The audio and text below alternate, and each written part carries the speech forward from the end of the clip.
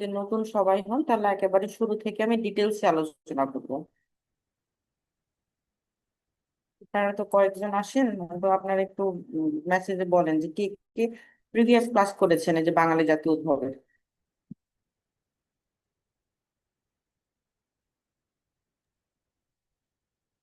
Ma'am, ওই ক্লাসটা আমি করিনি। আমার মনে হয় যে শুরু থেকে যদি একটু শুরু করা যেত আমার জন্য ভালো হতো। এখন অন্যরা কি বলে? কে বলছেন আপনি, নামটা যদি বলতেন। আমি ইমরান খান। ইমরান খান। আচ্ছা, আর জাহিদ আছে, ফাইসাল আছে, তারপরে শামীম, শাশ্বত, এরাও কি নতুন? মানে আমি যখন ক্লাস নিয়েছিলাম তখন ছিলেন না। এই ক্লাসটা আমি পাইনি ম্যাম। ও আচ্ছা, বুঝতে পারছি। আপনি যেহেতু পান না, অনেকে তাহলে পাওয়ার কথা না। না, একেবারে বাংলাদেশ যখন পড়ায় শুরুর দিকে এটা দিয়ে শুরু করেছিলাম। আচ্ছা ঠিক আছে, আমি একেবারে শুরু থেকেই তাহলে পড়াচ্ছি। তো একেবারে মানে বাঙালি জাতির উদ্ভব কিভাবে, আমাদের এই উপমহাদেশে বাঙালি জাতি আসলো একেবারে শুরুতেই তো ছিল না, মানে আস্তে আস্তে কিভাবে আসলো উপমহাদেশ। আগে অঞ্চলটা আমাদের বুঝতে হবে যে ভারতীয় উপমহাদেশ বলতে কোন অঞ্চলটাকে বোঝাচ্ছে।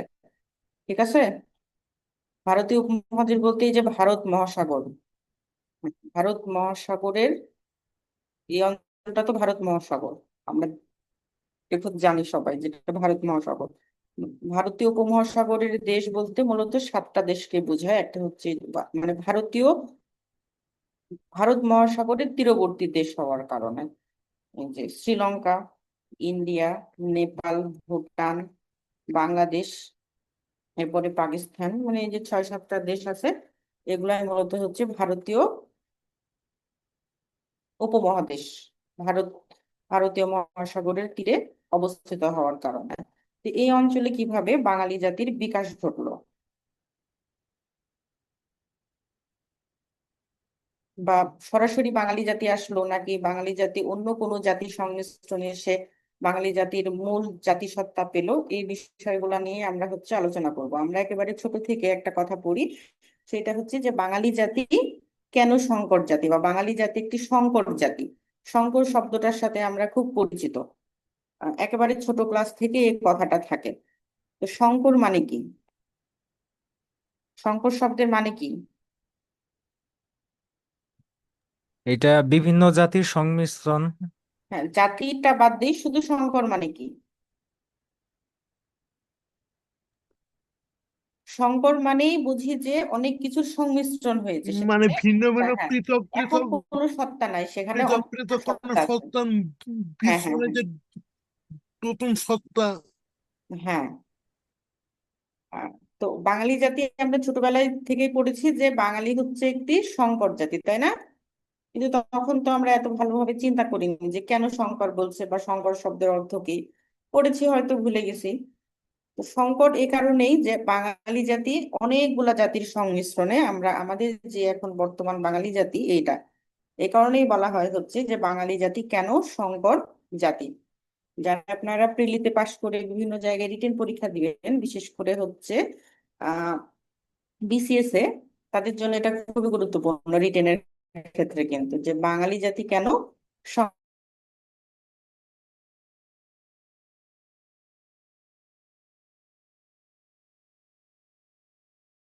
সংকর জাতি। আপনাদের জন্য দিয়েছেন, কিসের প্রাথমিক সার্কুলার বিদ্যালয়ের দিয়েছেন? প্রধান শিক্ষক। হ্যাঁ, হেডমাস্টারের প্রধান শিক্ষকের সার্কুলার দিয়েছে। এটা দিয়েছে হচ্ছে 11তম গ্রেড। যারা ট্রেনিং করে ফেলবে জয়েনিং এর পর, তার না 12তম গ্রেডের দিয়েছে, ট্রেনিং এর পরে 11তম গ্রেড হবে। এবং ঘোষণা হয়েছে কিন্তু যে এই প্রধান শিক্ষক খুব তাড়াতাড়ি হচ্ছে 10ম গ্রেড হয়ে যাবে।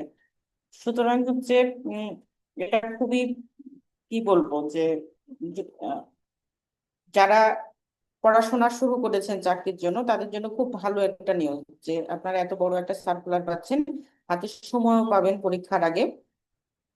যদি নির্বাচন হয় সামনে, নির্বাচনের আগে হয়তো পরীক্ষা হবে না, আহ, কিছুটা সময় আপনারা পাবেন।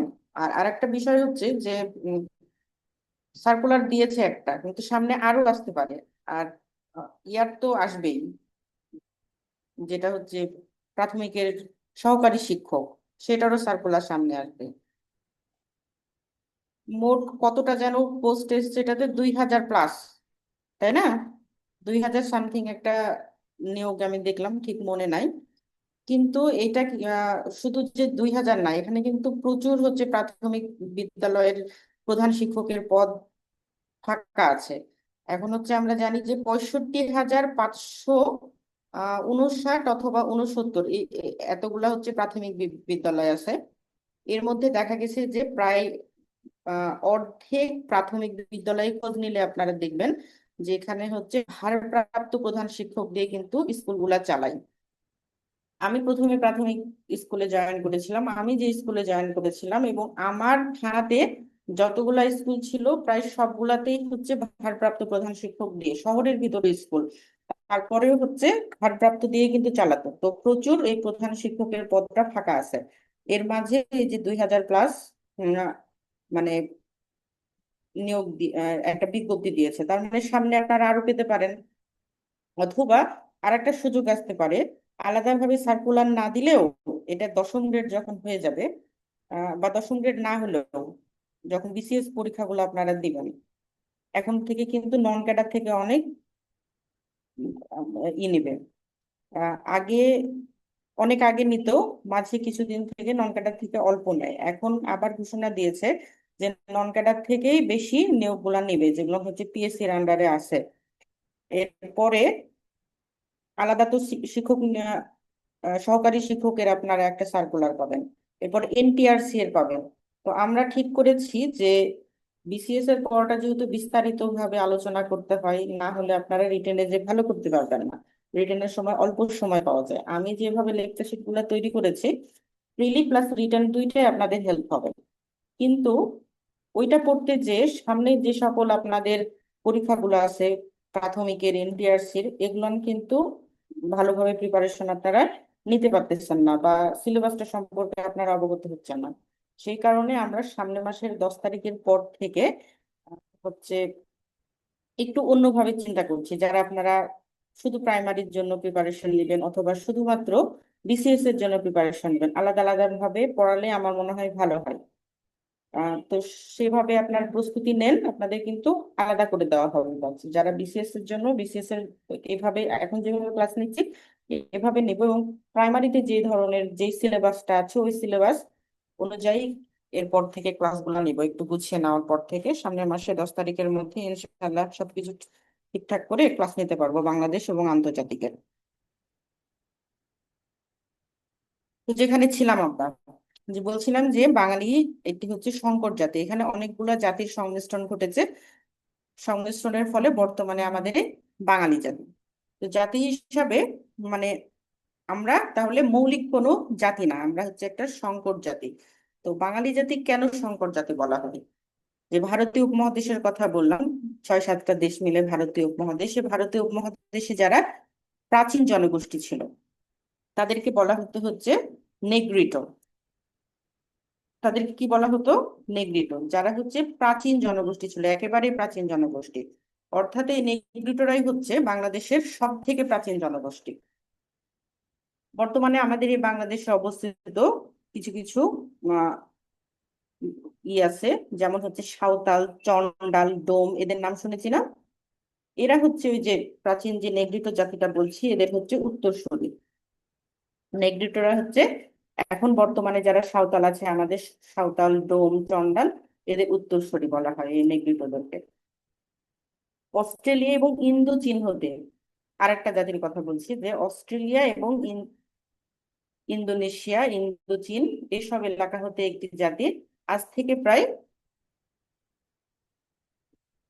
6,000 বছর পূর্বে, 6,000 বছর আগে ইন্দো চীনের দেশ হচ্ছে কয়টা আমরা পড়েছি? 3টা না? কম্বোডিয়া, ভিয়েতনাম এবং লাওস। এই ইন্দোচীন এশিয়া মহাদেশের কোন জায়গায় অবস্থিত? দক্ষিণ এশিয়া, দক্ষিণ পূর্ব এশিয়া নাকি পূর্ব দক্ষিণ এশিয়া? পূর্ব দিকে না, কোথায়? দক্ষিণ পূর্ব, হ্যাঁ, দক্ষিণ পূর্ব। দক্ষিণ পূর্ব। দক্ষিণ পূর্ব এশিয়াতে কম্বোডিয়া, ভিয়েতনাম এবং লাওস, এই 3টা দেশ হচ্ছে পাশাপাশি, মায়ানমারের পরে। কম্বোডিয়া, ভিয়েতনাম, লাওস, মিয়ানমার, এরপরে হচ্ছে থাইল্যান্ড, এগুলো পাশাপাশি দেশ। তো এই যে ইন্দো চীনের এই 3টা দেশ, মানে অস্ট্রেলিয়া থেকে ইন্দোনেশিয়া, এরপরে ইন্দোনেশিয়া হতে ইন্দোচীনের যে দেশগুলা, এখান থেকে এই পথ দিয়ে আমাদের এই মহাদেশে একটা জাতি আসে। যে জাতির কথা বলা হচ্ছে অস্ট্রেলিয়া, এরপরে ইন্দোনেশিয়া, তারপরে ইন্দোচীন দিয়ে উপমহাদেশে আসে, এদেরকে বলা হচ্ছে অস্ট্রিক। প্রথমে আমরা দেখলাম একটা নেগ্রিটো, এরপরে কি আর একটা পেলাম, অস্ট্রিক জাতি আসে আমাদের এই উপমহাদেশে। প্রথমে এরা হচ্ছে একেবারে যে আমাদের এই বাংলা ভূখণ্ডে আসে তা না, এরা প্রথমে আসে হচ্ছে নেপাল, ভুটান, তিব্বত, এই যে এই অঞ্চলটায়। এটা হচ্ছে,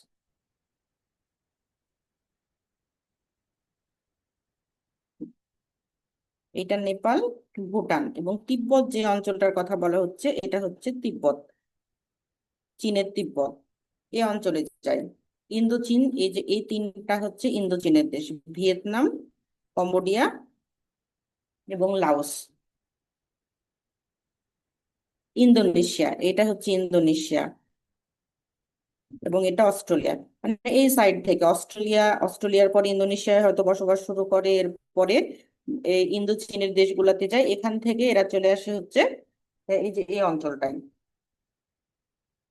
নেপাল, ভুটান, তিব্বতে এখানে বসবাস করে। এরপরে সর্বশেষ তারা কোথায় আসে, আমাদের এই পশ্চিম বাংলা, আসাম, এই অঞ্চলগুলাতে আসে।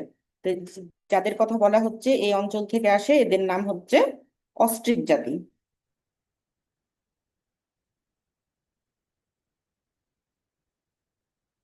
তো ইন্দোচীনের কথা তো বললাম যে কম্বোডিয়া, লাওস এবং ভিয়েতনাম, এই তিনটা দেশকে একত্রে হচ্ছে ইন্দোচীন বলা হয়। তো ইন্দোচীন কেন বলা হয়, ইন্দোচীন এই তিনটা দেশকে বলার কারণ হচ্ছে, দুইটা কারণে বলা হয়। একটা হচ্ছে আহ সামাজিক দিক থেকে, আর একটা হচ্ছে জিওপলিটিক্যাল দিক থেকে। জিওপলিটিক্যাল দিক বলতে এই দেশটার অবস্থাতে আমরা দেখলাম যে দক্ষিণ পূর্ব এশিয়ার হচ্ছে তিনটা দেশ, এটার পরে মানে ঠিক ওপরেই কিন্তু হচ্ছে ভারতীয় উপমহাদেশের ওই দেশগুলা ছিল, এবং তারও আরেকটু পরে হচ্ছে আহ চায়না, চীন। তো চীন এবং ভারতীয় উপমহাদেশের খুব কাছাকাছি হওয়ার কারণে হ্যাঁ, এদের হচ্ছে যে সোসিও কালচারাল যে দিকটা, সেটার সাথে কিন্তু সভ্যতার সাথে, মানে ভারতীয় সভ্যতা এবং চৈনিক সভ্যতার সাথে এটা অনেকটা মিলে যায় খুব কাছাকাছি হওয়ার কারণে। এই কারণেও এটাকে হচ্ছে এই তিনটাকে ইন্দো চীনের দেশ বলা হয়। আবার জিওপলিটিক্যাল যেটা বলছিলাম, যে এই তিনটা দেশ ছিল আহ ফ্রান্সের হচ্ছে কলোনি। ইন্দোচীন তাহলে কার কলোনি ছিল, এটা কিন্তু প্রশ্নেও আসে ইন্টারন্যাশনাল থেকে, যে ভিয়েতনাম অথবা কম্বোডিয়া, এগুলো একটা নাম দিয়ে বলবে যে কার কলোনি ছিল, কোন দেশের কলোনি। তো এটা এই তিনটা ফ্রেঞ্চ দেশ কলোনি হচ্ছে ম্যাম। ফ্রান্সের কলোনি, ফ্রেঞ্চ কলোনি ছিল, যে এই তিনটা দেশই ছিল ফ্রেঞ্চদের কলোনি। এবং ফ্রেঞ্চরা এই অঞ্চলের নাম দিয়েছিল হচ্ছে union of Indo China, union of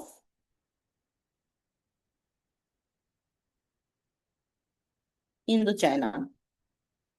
তো ওই যে ইন্দো চায়না থেকে এটাকে হচ্ছে ইন্দোচীন নামে ডাকা হয় এই তিনটা দেশকে। তো এই অস্ট্রিক জাতি ভারতীয় উপমহাদেশ থেকে নেগ্রিটোদের উৎখাত করে দেয়। এই অস্ট্রিক জাতিটা যখন আসে তখন এই নেগ্রিটোদেরকে উৎখাত করে দেয়, কিছুটা থাকে কিন্তু এদের মানে আধিপত্যটাকে উৎখাত করে দেয়। মনে করা হয় অস্ট্রিক জাতি থেকেই বাঙালি জাতির প্রধান যে অংশ সেটা হচ্ছে গড়ে উঠেছে। তাহলে বাঙালি জাতির প্রধান অংশ কোন জাতি থেকে গড়ে উঠেছে, এটার প্রশ্নের উত্তর হবে অস্ট্রিক জাতি। না, অস্ট্রিক জাতি থেকে বাঙালি জাতির প্রধান অংশ গড়ে ওঠে। আর এরা উৎখাত করেছিল কাদের, নেগ্রিটোদের। এই অস্ট্রিক জাতি এরাই সর্বপ্রথম দেশে কৃষিকাজ শুরু করে। অস্ট্রিকরাই সর্বপ্রথম এখানে কৃষিকাজ শুরু করেছিল। অস্ট্রিক জাতির সমকালীন অথবা ধারণা করা হয় কিছুটা পরে আরেকটা জাতি হচ্ছে ভূমধ্যসাগরীয় অঞ্চল থেকে। ভূমধ্যসাগরীয় অঞ্চল কোন জায়গায়, ভূমধ্যসাগরের দুই পারে কোন কোন মহাদেশ আছে, ম্যাপে রিলেট করতে শিখতে হবে, তাহলেই বোঝা যাবে যে কোন অঞ্চল থেকে এসেছে। আমরা যেমন ম্যাম, ইন্দোচীনের পশ্চিম এশিয়া আর হচ্ছে আফ্রিকা। আফ্রিকা, পশ্চিম এশিয়া, ইউরোপ, হ্যাঁ ওই যে ভূমধ্যসাগরীয় এলাকা, হ্যাঁ ওই অঞ্চলটার কথা বলা হচ্ছে যে আহ অস্ট্রিক জাতি আসার সমকালে অথবা কিছু পরে আরেকটা জাতি হচ্ছে ভূমধ্যসাগরীয় অঞ্চল থেকে আমাদের এদেশে আগমন করে। সময়কাল ধরা হয় আনুমানিক হচ্ছে 5,000 বছর আগে। অস্ট্রিকদের কথা বলা হয়েছে 6,000 বছর পূর্বে। এরপরে যে জাতিটার কথা বলা হচ্ছে এটা হচ্ছে 5,000 বছর পূর্বে। জাতিটির নাম হচ্ছে দ্রাবিড়। জাতিটির নাম দ্রাবিড়। এই দ্রাবিড় জাতি সভ্যতায় অনেক উন্নত ছিল বলে এটা অস্ট্রিক জাতিকে প্রায় গ্রাস করে ফেলে। প্রথমে নেগ্রিটোদেরকে উৎখাত করলো অস্ট্রিক, এবং দ্রাবিড়রা জাতির দিক থেকে সভ্যতার দিক থেকে অনেক উন্নত ছিল বলে অস্ট্রিক জাতিদেরকে একবারে গ্রাস করে ফেললো। গ্রাস করে ফেলা মানে একেবারে গিলে ফেলাকে বলা হয়, মানে ও তার কোনো অস্তিত্বই আর নাই, এইরকম একটা অবস্থা করে ফেলেছিল।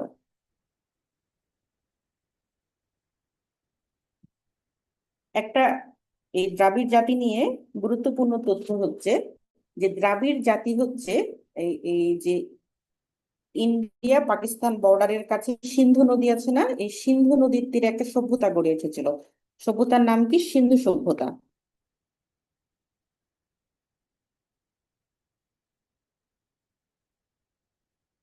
এই সিন্ধু সভ্যতা কারা গড়ে তুলেছিল? এই দ্রাবিড়রাই গড়ে তুলে। সিন্ধু নদীর তীরে সিন্ধু সভ্যতা গড়ে তোলে এই দ্রাবিড়রা। কিছু কিছু মানে নোট করছি এটা যে এই অস্ট্রিকরা কৃষিকাজ শুরু করে। এরা আর একটা তথ্য বলেছিলাম অস্ট্রিকদের নিয়ে, সেটা হচ্ছে যে অস্ট্রিক জাতি থেকে বাঙালি জাতির প্রধান অংশ গড়ে ওঠে। এরপরে দ্রাবিড়রা অস্ট্রিকদেরকে গ্রাস করে ফেললো। এবং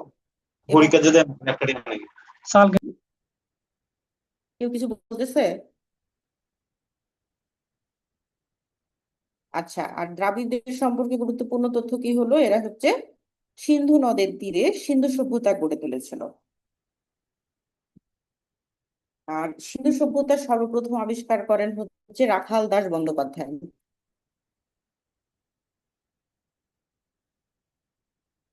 রাখাল দাস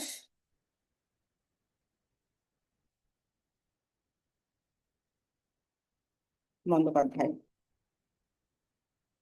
সালটাও লিখে দেই, 1921 সালে। হুম। এখন দ্রাবিড় জাতির পরে আজ থেকে প্রায় 4,000 বছর পূর্বে, আরো 1,000 বছর হুম পরে আরেকটা জাতি আসলো। সেই জাতিটা বলছে কোন অঞ্চল থেকে এসেছে? ইন্দো চীন ও তিব্বত অঞ্চল থেকে দেশ আগমন করে মঙ্গোলীয় জাতি। হুম বর্তমানে বাংলাদেশে বসবাসকারী গারো, খাসিয়া, মণিপুরী, চাকমা জনগোষ্ঠী এই মঙ্গোলীয় জাতির উত্তরসূরি বলে মনে করা হয়। তাহলে মঙ্গোলীয় জাতিরা ওই যে মঙ্গোলিয়া, এটা হচ্ছে মঙ্গোলিয়া চীনের ওপরে। চায়না, মঙ্গোলিয়া, এরা কিন্তু এই যে চায়না, মঙ্গোলিয়া এদের এইসব দেশে চাইনিজ যারা, মঙ্গোলিয়া যেতে হবে না, চায়না যারা, তারা কি একটু শর্ট, এরপরে নাকটা একটু বোচা ওপর দিকে, নাক এবং ঠোঁটের মাঝখানটা একটু আমাদের থেকে আকৃতি আলাদা, চুলগুলা একটু হচ্ছে অনেক বেশি সিল্কি থাকে, খাড়া খাড়া থাকে, একটু আলাদা না আমাদের থেকে? গায়ের কালারেও কিন্তু আলাদা। তো এরা এসেছিল এই যে মঙ্গোলিয়া চায়না পার হয়ে নেপাল ভুটান থেকে আমাদের এই অঞ্চলে একটা জাতি। সেই জাতিটাকে বলা হচ্ছে,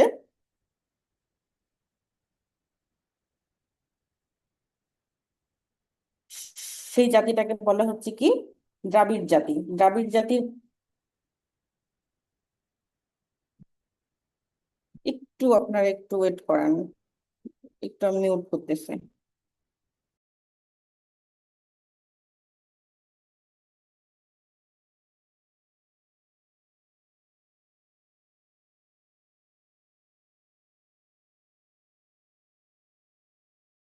সরি, আমার একটু আম্মা ফোন দিচ্ছিল তো, বারবার কেটে দিচ্ছি, তো তো আমি একটু বললাম যে পরে ফোন দিব, ক্লাস নিচ্ছে। আচ্ছা, যেখানে আমরা ছিলাম যে দ্রাবিড় জাতি ছিল, দ্রাবিড় জাতির পরে আবার 4,000 বছর পরে আর একটা জাতি আসলো। তারা কোথায় থেকে আসলো? মঙ্গোলিয়া থেকে। তাদের আকৃতিটা বলছিলাম যে একটু শর্ট হবে, এরপরে মুখমণ্ডল অনেকটাই গোলাকৃতি, চায়নাদের সাথে অনেকটা মিল আছে। নাক বোচা, গায়ের রং অনেকটাই ফেয়ার, মানে সাদা, আমাদের থেকে আলাদা, একটু সাদা হলুদের মিশ্রণে এরকম একটা জাতি এসেছিল। এটা হচ্ছে মঙ্গোলীয় জাতির উত্তরসূরি বলা হয় এদেরকে। হ্যাঁ, যে এই জনগোষ্ঠীটাকে বলা হয় মঙ্গোলীয় জাতির উত্তরসূরি। এরা হচ্ছে খাসিয়া, মণিপুরি, চাকমা। চাকমাদেরকে দেখি।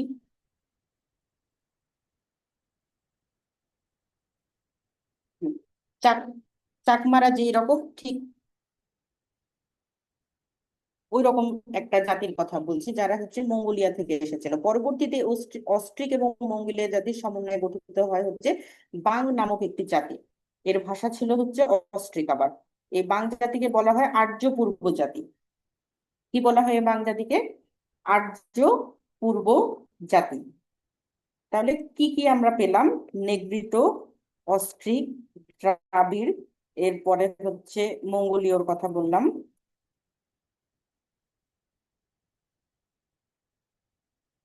বাং।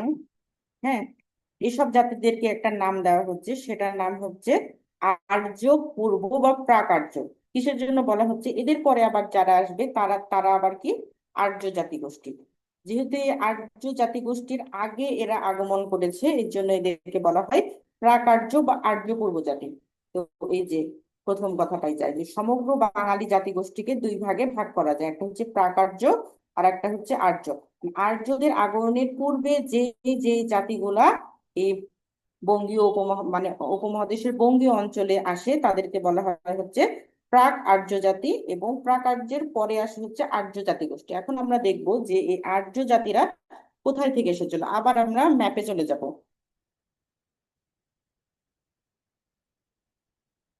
হ্যাঁ, এই যে আমরা একটা জায়গা দেখতে পাচ্ছি, এইটার নাম হচ্ছে কৃষ্ণ সাগর। এই কৃষ্ণ সাগরের আশেপাশে এবং রাশিয়ার এই যে উড়াল পর্বতমালা আছে, উড়াল পর্বতের পাশ থেকে, এগুলো সব পাহাড়ি অঞ্চল। এরপরে ককেশাস পর্বতমালা আছে এই অঞ্চলটাই, যেটা পড়েছে হচ্ছে এই যে ইরানের অংশে আছে, তুর্কিতে আছে, এখানে আজার উম, আজারবাইজান আছে, আর্মেনিয়া আছে, এই অঞ্চলটা। এবং এটা পুরোটাই হচ্ছে পাহাড়ি অঞ্চল, ঠিক আছে? এই পাহাড়ি অঞ্চলটার একটা অংশ কিন্তু ইরানেও আছে। যে ইরান দেখছি আমরা, পারস্য উপসাগরের তীরবর্তী দেশ ইরান, ইরানের তো এই অঞ্চল থেকে একটা জাতি ইরান হয়ে এসে, ইরানের পরে কোন কোন দেশ আছে আমি বলে দিচ্ছি। এটা হচ্ছে ইরান। হ্যাঁ, ইরানের পরে হচ্ছে এটা হচ্ছে আফগানিস্তান, এটা আফগানিস্তান, এবং এটা হচ্ছে পাকিস্তান। ইরান পার হয়ে আফগানিস্তানে আসে, আফগানিস্তান থেকে খাইবার গিরিপথ নামে একটা জায়গা আছে, খাইবার গিরিপথ। এইটা পাকিস্তান এবং আফগানিস্তানের সীমানায় অবস্থিত হচ্ছে খাইবার গিরিপথ। এটা হচ্ছে অনেক দুর্গম একটা রাস্তা। এই দুর্গম পথ পাড়ি দিয়ে পাকিস্তানে চলে আসলো, বা এই পারে এই আফগানিস্তান থেকে এই পারে চলে আসলো, মানেই তো ভারতীয় উপমহাদেশে চলে আসলো। তো এই যে খাইবার গিরিপথ পার হয়ে হচ্ছে ভারতীয় উপমহাদেশে একটা জাতি আসে, এই জাতিটাকেই বলা হচ্ছে আর্য জাতি। আগে যেগুলো দেখলাম তারা ছিল কি আর্য পূর্ব জাতি। আর আরেকটা জাতি যারা হচ্ছে ককেশীয় পর্বতমালা, এই যে আহ এই অঞ্চলটা থেকে ককেশীয় পর্বতমালা অঞ্চল থেকে যে জাতিটা এসছে এটাকে বলা হচ্ছে কি আর্য জাতি।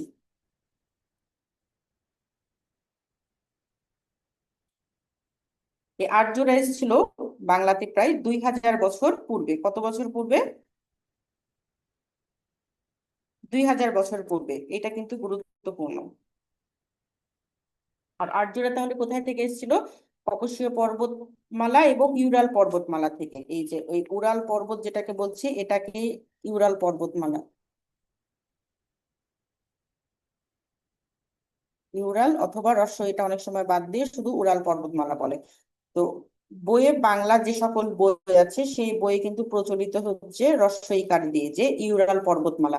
ইউরাল পর্বতমালার দক্ষিণ অঞ্চল থেকে এবং ককেশাস পর্বতমালা এবং ইরান হয়ে একটি জাতি হচ্ছে আফগানিস্তানের খাইবার গিরিপথ পার হয়ে কোথায় আসলো? আমাদের এই দেশে এসেছিল। এরাই হচ্ছে আর্য জাতি। যে খাইবার গিরিপথটার অবস্থান কোথায় বললাম? পাকিস্তান এবং আফগানিস্তান সীমান্তে অবস্থিত হচ্ছে খাইবার গিরিপথে। তাহলে আর্য জাতি কোথায় থেকে আসলো?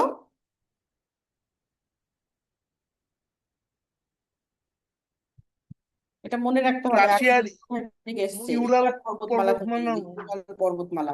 হ্যাঁ, ইউরাল পর্বতমালা থেকে এসেছে। ইউরাল পর্বতমালার দক্ষিণ অঞ্চল, একেবারে এত বড়ই অ্যান্সার দেয়া থাকে অবজেক্টিভ গুলাতে যে ইউরাল পর্বতমালার দক্ষিণ অঞ্চল থেকে, এবং আফগানিস্তান থেকে ভারতীয় উপমহাদেশে পার হয়েছে কোথায় দিয়ে? খাইবার গিরিপথ দিয়ে। এখন কয়েকটা তথ্য বলি এই আর্যদের নিয়ে।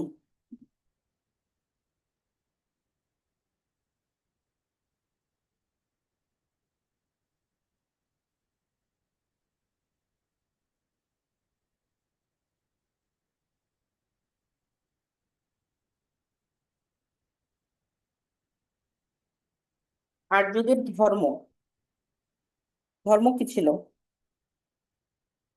আর্যদের ধর্ম ছিল হচ্ছে সনাতন, সমস্ত সনাতন ধর্ম ছিল। আর এদের ধর্মগ্রন্থ,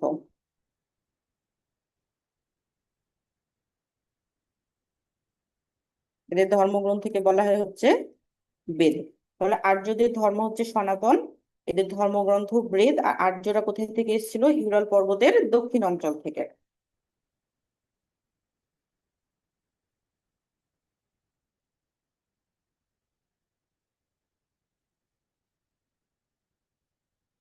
আর একটা বইয়ের নাম আমাদের মনে রাখতে হবে, বইটার নাম হচ্ছে ঐতরীয় অরণ্য।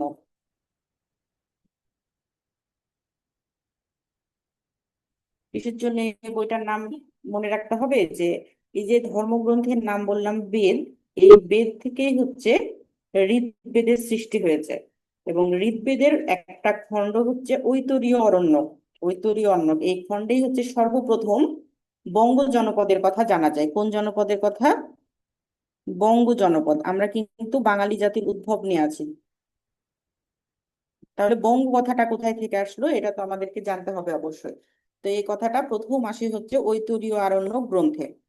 ঠিক আছে, যারা হচ্ছে কিছুটা পড়া আছে বা অবজেক্টিভ গুলা আপনারা পড়েন, তারা কিন্তু আমি যেসব কথা বলছি এগুলো কিন্তু অবজেক্টিভে আসে। যেমন হচ্ছে তা এই যে আর্যদের ধর্ম, ধর্মগ্রন্থ, তারপর বঙ্গ শব্দটা সর্বপ্রথম কোন গ্রন্থে আলোচনা হয়েছে, যে ঐতরীয় অরণ্যক, এগুলো কিন্তু সবকিছুই প্রিভিয়াস কোশ্চেন থেকেই নোট করা। যে যেগুলো প্রশ্নে বারবার আসে সেগুলাই বলছি, কারণ আপনাদের যে যে প্রাইমারি পরীক্ষা দিবেন এনটিআরসি, এগুলো ম্যাক্সিমাম হচ্ছে প্রিভিয়াস কোশ্চেন থেকে রিপিট করে।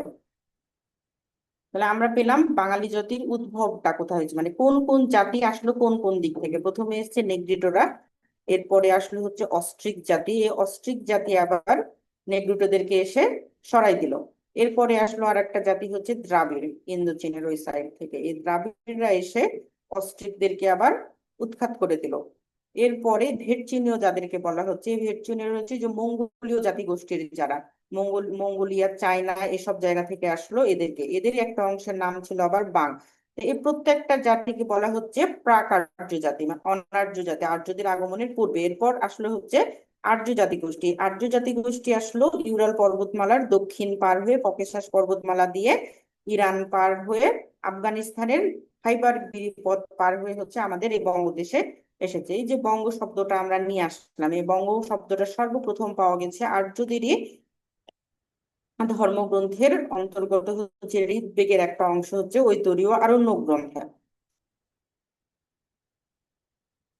আমি এতক্ষণ যে কথাগুলা বললাম, এই যে এই আলোচনার ভিতরে যেগুলো লেখা আছে নোটে, একই কথাই, যে যে নিগ্রোটিদের মধ্যে আহ নিগ্রোদের মতো দেহযুক্ত এক আদিম জাতি দেশে বসবাস করত। এরাই হচ্ছে ভিল, সাঁওতাল, মুন্ডা জাতিভুক্তির পূর্বপুরুষ। অস্ট্রিক জাতি থেকে বাঙালি জাতির প্রধান অংশ গড়ে উঠেছে, এগুলো সবকিছুই বলেছি।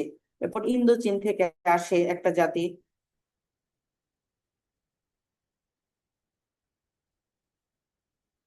ওগুলো রিডিং করলেই পারবেন আপনারা। আর্য জাতিগোষ্ঠী নিয়ে যেসব কথা বলেছি সবই এখানেও আছে, যে যারা ল্যাটিন হিব্রু ভাষায় কথা বলে। আদি নিবাস ছিল ইউরাল পর্বতের দক্ষিণ পর্বতে, মধ্য এশিয়ার ইরানে।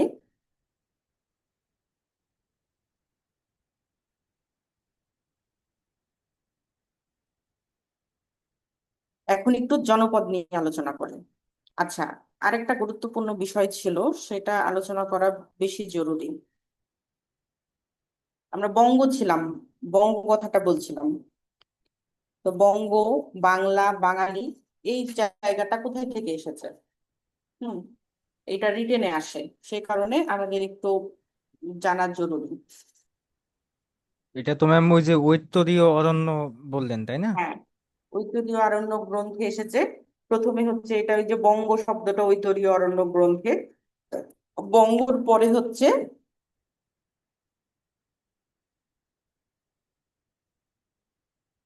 বাঙালা। এই বাঙালা শব্দটা হচ্ছে 1352 সালে শামসুদ্দিন ইলিয়াস শাহ সর্বপ্রথম হচ্ছে এই বাংলা অঞ্চলের নামকরণ করে হচ্ছে বাঙালা।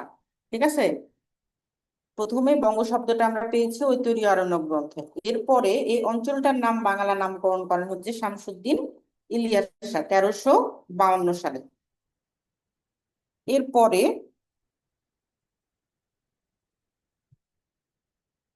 জান্নাতাবাদ, এই জান্নাতাবাদ শব্দটা 1538 সালে হচ্ছে সম্রাট হুমায়ুন এই অঞ্চলের নাম দেন জান্নাতাবাদ। এই এই অঞ্চলে এত ফসল হতো, এরপরে প্রাকৃতিক যেই বৈশিষ্ট্য, আবহাওয়া সবকিছু মিলিয়ে ওনার কাছে জান্নাতের মতো মনে হতো বাংলা অঞ্চলকে।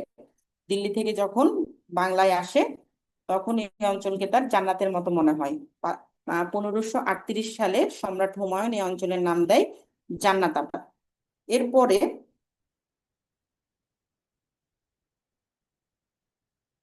1576 সালে, 1576, 1576 সালে হচ্ছে সম্রাট আকবর এটার নাম দেয় হচ্ছে সুবে বাংলা। আমরা যখন বাংলা এবং দিল্লির সুলতানদের শাসন আমল পড়বো তখন এগুলো কিন্তু পাবো। একেবারে কিন্তু সিকুয়েন্স অনুযায়ী এই যে বাংলা, বাংলাদেশ, বাঙালি এই কথাগুলো আসছে, মানে ঐতরীয় অরণ্য গ্রন্থে বঙ্গ, এরপরে বাংলা এই অঞ্চলের নাম দেয় হচ্ছে শামসুদ্দিন ইলিয়াস শাহ, এরপরে হচ্ছে সম্রাট হুমায়ুন এটার নাম দেয় জান্নাতাবাদ 1538 সালে, সুবে বাংলার নাম রাখে হচ্ছে পনেরোশো সম্রাট আকবর। তিয়াত্তর সালে সম্রাট আকবর। এরপরে আবার ওই যে বঙ্গ যে নামটা ছিল না ওই নামটা আবার ফিরে আসে, এই বাংলা অঞ্চলের নাম বঙ্গ। লর্ড ডালহৌসি এই অঞ্চলের নাম রাখে হচ্ছে বঙ্গ অঞ্চল 1854 সালে। 1854 সালে সম্রাট কি সরি হচ্ছে ওই যে লর্ড ডালহৌসি এটার নাম রাখে হচ্ছে বঙ্গ। এরপরে হচ্ছে বঙ্গভঙ্গের নাম তো আপনারা শুনেছেন অবশ্যই। বঙ্গভঙ্গ হয়েছিল 1905 সালে। সেই সময় কিন্তু এই অঞ্চলের নাম কি রেখেছিল, পূর্ববঙ্গ বা পূর্ব বাংলা, তাই না? পূর্ববঙ্গ বা পূর্ব বাংলা আমাদের এই অঞ্চলের নাম। এরপরে যখন পাকিস্তানের, এই যে পাকিস্তান ভাগ হয়ে গেল, ইন্ডিয়া পাকিস্তান, কত সালে, 1947 সালে। এরপরে ওদের সংবিধান রচনা হলো, পাকিস্তানের সংবিধান রচনা হয়েছে হচ্ছে 1956 সালে। যখন সংবিধান রচনা হলো তখন সাংবিধানিক নাম হলো এই অঞ্চলের কিন্তু পূর্ব পাকিস্তান, পূর্ব পাকিস্তান। এরপরে বাংলাদেশের ইতিহাসে চলে আসতে হবে যে 1969 সালের 5ই ডিসেম্বর শেখ মুজিবুর রহমান আহ হোসেন শহীদ সোহরাওয়ার্দীর মৃত্যুবার্ষিকীতে সম্ভবত উনি হচ্ছে এই অঞ্চলের নাম রাখেন হচ্ছে নামকরণ করেন বাংলাদেশ। মানে আমাদের ইতিহাস বই থেকে এটাই আমরা জানতে পারি। এরপর যখন বাংলাদেশ স্বাধীনতা লাভ করলো 1971 সালে, 1972 সালে যখন বাংলাদেশের আহ সংবিধান রচনা হলো তখন বাংলাদেশের সাংবিধানিক নাম কি হলো, গণপ্রজাতন্ত্রী বাংলাদেশ।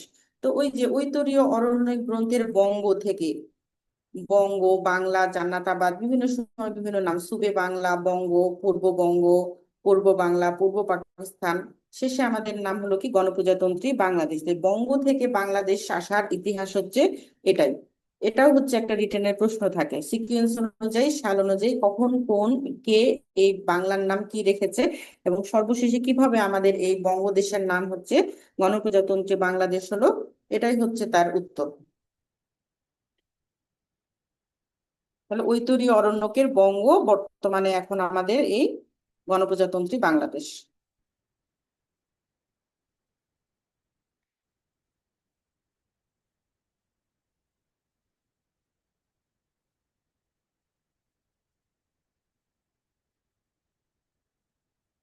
এবার আমরা যেটা দেখব সেটা হচ্ছে প্রাচীন বাংলার জনপদ। প্রাচীনকালে আমাদের এই বাংলা অঞ্চলটা কয়েকটা অঞ্চলে বিভক্ত ছিল, এই অঞ্চলগুলাকে বলা হয় হচ্ছে জনপদ। বাংলা নামের একটি অখণ্ড দেশের জন্ম একবারে হয়নি, এর যাত্রা শুরু হয় জনপদগুলোর মধ্য দিয়ে। উৎকীর্ণ শিলালিপি এবং বিভিন্ন সাহিত্য গ্রন্থে প্রায় 16টি জনপদের কথা জানা যায়। এই যে 16টি, এটা একটা প্রশ্ন যে কয়টি প্রাচীন জনপদের কথা জানা যায়? 16টি। জনপদগুলোর মধ্যে সব থেকে প্রাচীন যেটা, সেটার নাম হচ্ছে পুন্ড। সব থেকে প্রাচীন পুন্ড। এই অঞ্চলটা হচ্ছে বাংলাদেশের উত্তর পশ্চিমাঞ্চলে। বগুড়া আছে না, এই যে বগুড়ার যে মহাস্থানগড়, ওখানে কিন্তু এই পুন্ড জনপদের রাজধানী মহাস্থানগড়।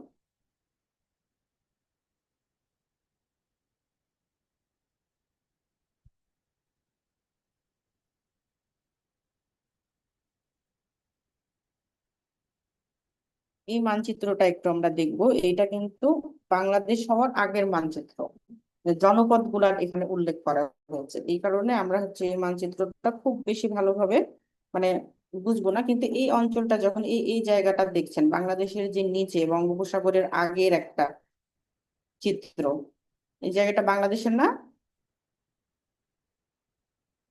জি ম্যাম। এরকম।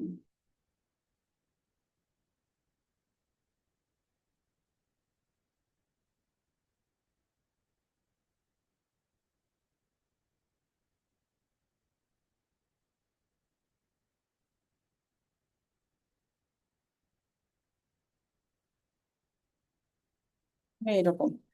যাই হোক, হলো না, ছবির সাথে মিলবে না। এই যে এখানে যে ব্রহ্মপুত্র নদী এসছে, এটা তো কুড়িগ্রাম হতে হবে।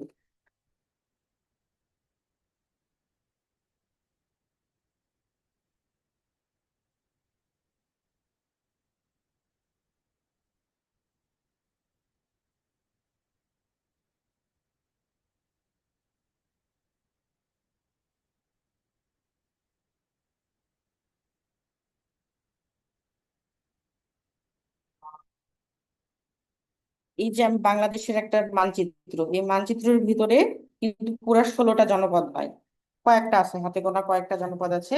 এবং ভারতের হচ্ছে যেটা পশ্চিমবঙ্গ, ওই সাইডে কিছু গেছে, আমাদের এখানে এই যে এটা এইদিকে ইন্ডিয়া আছে, এই সাইডে ইন্ডিয়া আছে, এই সাইডে ইন্ডিয়া আছে, তো এই সাইডে কয়েকটা গেছে। এইরকম মিলে প্রাচীন জনপদের কথা আমরা দেখলাম যে মোট হচ্ছে 16টা জনপদের কথা আমরা জানলাম।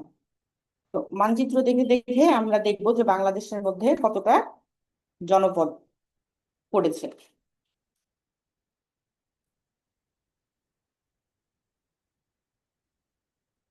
এই যে সমতট লেখাটা দেখছি না, এটা হচ্ছে এটা বাংলাদেশের হচ্ছে পূর্ব সাইড।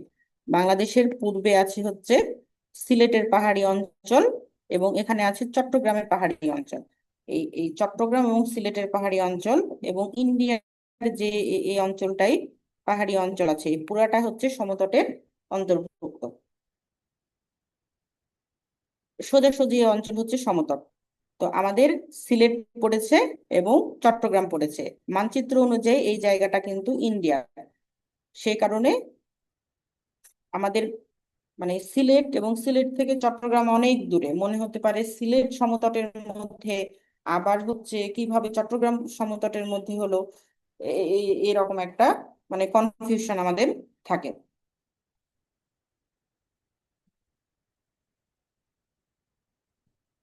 সরি, আমি ভুল বলছি, আপনারা মানে আমাকে কেউ সঠিক করে দেন। আপনারা যারা এখানে আছেন, এই অঞ্চলটা যে সমতট না, হরিকেলের অঞ্চল, এটা খেয়াল করেননি কেউ?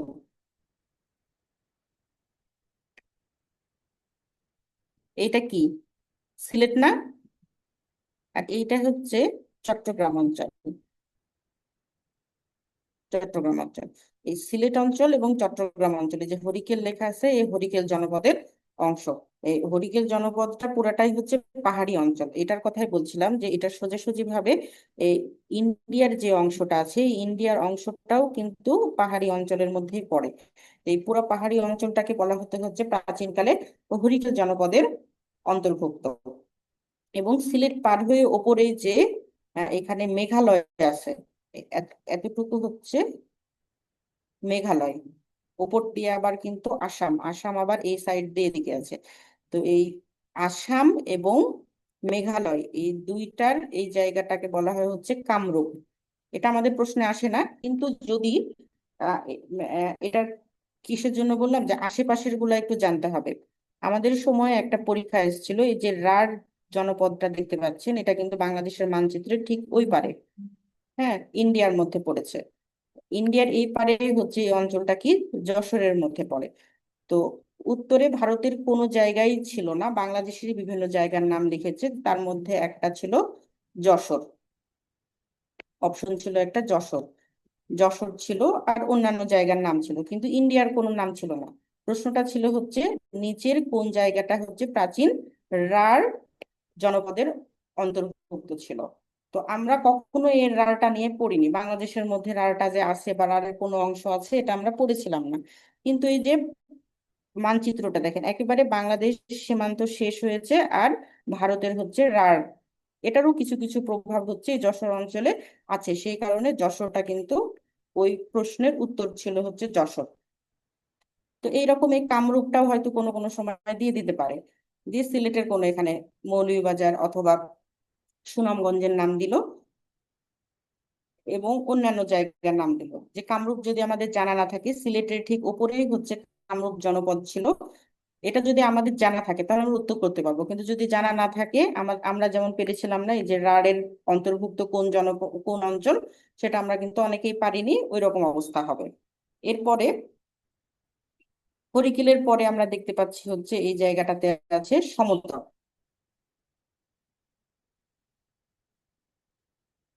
সমতলের এখানে আছে কুমিল্লা, কুমিল্লা, ব্রাহ্মণবাড়িয়া, এরপরে আছে হচ্ছে চাঁদপুর। যারা যাদের কাছে মানচিত্র আছে, আপনাদের কিন্তু টেবিলে মানচিত্র থাকার কথা, মানচিত্র কি আছে? মানচিত্র থাকলে আপনারা একটু মানচিত্র বের করেন। কাছে মানচিত্র আছে কারো? নেই ম্যাম।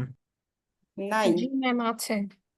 আচ্ছা, তাহলে আমি যে যে জায়গাটা ইন্ডিকেট করেছি এখানে কোন কোন জায়গা আছে? এটা ফেনী, ব্রাহ্মণবাড়িয়া, কুমিল্লা, তারপরে আর কি আছে? এটা এটা কি? চাঁদপুর, চাঁদপুর। এরপর লক্ষ্মীপুর আসে ম্যাম। লক্ষ্মীপুর আহ, থাকতে পারে হয়তো। আচ্ছা, মূলত সবগুলার না, এই যে কুমিল্লা, ব্রাহ্মণবাড়িয়া, ফেনী, এই অঞ্চলটা, চাঁদপুর, এগুলোর নাম মনে থাকলেই হবে। যদি এই কমন নামগুলা না থাকে, তাহলে পার্শ্ববর্তী যেই জেলার নাম থাকবে সেটা কিন্তু অ্যান্সার হবে। একেবারে কমন নাম না থাকলে পার্শ্ববর্তী যে জেলা, সেই জেলার নাম হবে। যেমন এই যে যশোরের কথা বললাম, যে ইন্ডিয়ায় কিন্তু রাঢ় জনপদ, কিন্তু পাশে যশোরের নাম দিয়ে দিয়েছে। এটা যদি আমাদের একটু আইডিয়া থাকতো যে যশোরের ওই পাশেই হচ্ছে রাঢ় জনপদ, তাহলে কিন্তু যশোরটা আমরা উত্তরে দিয়ে আসতে পারতাম। আচ্ছা ম্যাম, ওই কামরূপে তো হচ্ছে আসাম প্লাস মেঘালয় লিখে রাখলাম, যেমন হচ্ছে রাঢ়ের বাংলাদেশের অংশটুকু হচ্ছে যশোর, তাহলে কামরূপের হুম। বাংলাদেশ অংশ তাহলে কোনটুকু? এই যে এটা কি, এটা মৌলভীবাজার, আর এটা কি সুনামগঞ্জ, সিলেট। সিলেটের দুইটা জেলা আছে, অথবা সিলেট। ও, ওই যে সিলেট হচ্ছে হরিকেলের ইসে লিখে রাখলাম যে আবার। হ্যাঁ, সিলেট হরিকেলের কিন্তু উপরে আছে কামরূপ। আর বাংলাদেশের যেটা যশোর অঞ্চল, এইটা কিন্তু আবার হচ্ছে যে বঙ্গের মধ্যে, পুরা বঙ্গ অঞ্চল, বঙ্গের এই এটা কি, এটার হচ্ছে দুই ভাগে ভাগ করা হয়েছে বঙ্গকে। পদ্মা নদী এসছে না, এটা কিন্তু পদ্মা, পদ্মার উপরে একটা অংশ, পদ্মার একটা নিচে অংশ। এই বঙ্গর মধ্য থেকে আবার আর একটা অংশকে বলা হয় হচ্ছে চন্দ্রদ্বীপ। আর বাকি থাকলো হচ্ছে আমাদের ম্যাম, হ্যাঁ, সমতটের একটা অংশকে তো চন্দ্রদ্বীপ বলা হয়, যেটা নাকি আপনি ওই বরিশাল চাঁদপুর বললেন। হ্যাঁ, হ্যাঁ, ওইটা কিন্তু বৃহত্তর বঙ্গ জনপদেরই অংশ। কিন্তু মানে এই যে কি যেন চন্দ্র নামে একজন রাজা ছিল এই অঞ্চলে, দিয়ে এই যে বরিশালের এই অঞ্চলটার ও নিজস্ব নাম দিয়েছে হচ্ছে চন্দ্রদ্বীপ। দ্বীপ দ্বীপ জেলা তো এগুলা, এটার নাম দিয়েছিল চন্দ্রদ্বীপ নিজের নাম অনুসারে।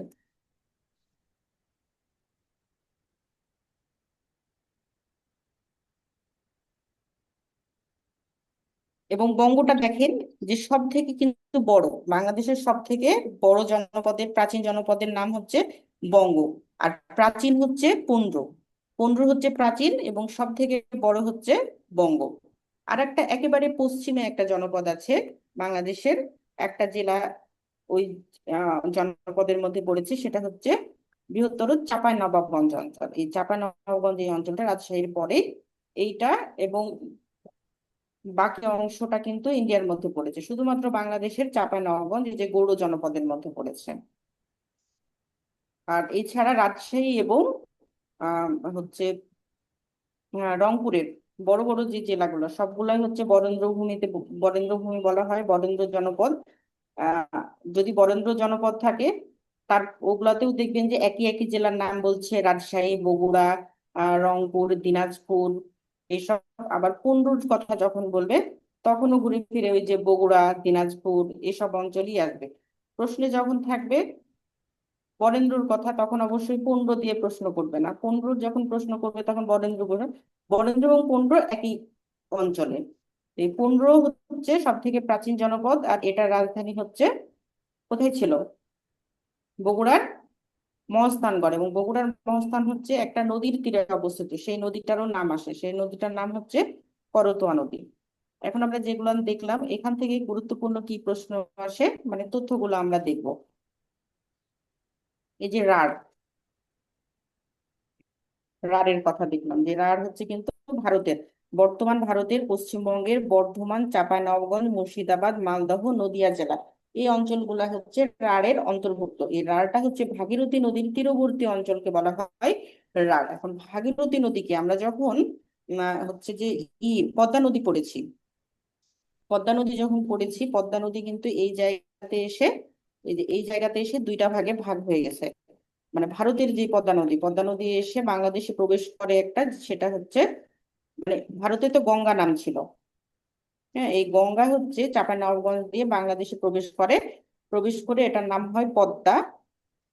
এবং এই জায়গা থেকে ইন্ডিয়ার আর একটা শাখা চলে গেছে একেবারে বর্ডার দিয়ে, মানে Bangladesh border, India border, border আর নদী এক, এই নদীটার নাম হচ্ছে ভাগীরথী নদী।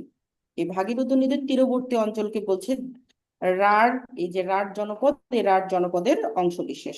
তাহলে ভাগীরথী নদী এই যে এটা, তাহলে ভাগীরথী নদীর তীরবর্তী এইদিকেও আছে, এইদিকেও আছে।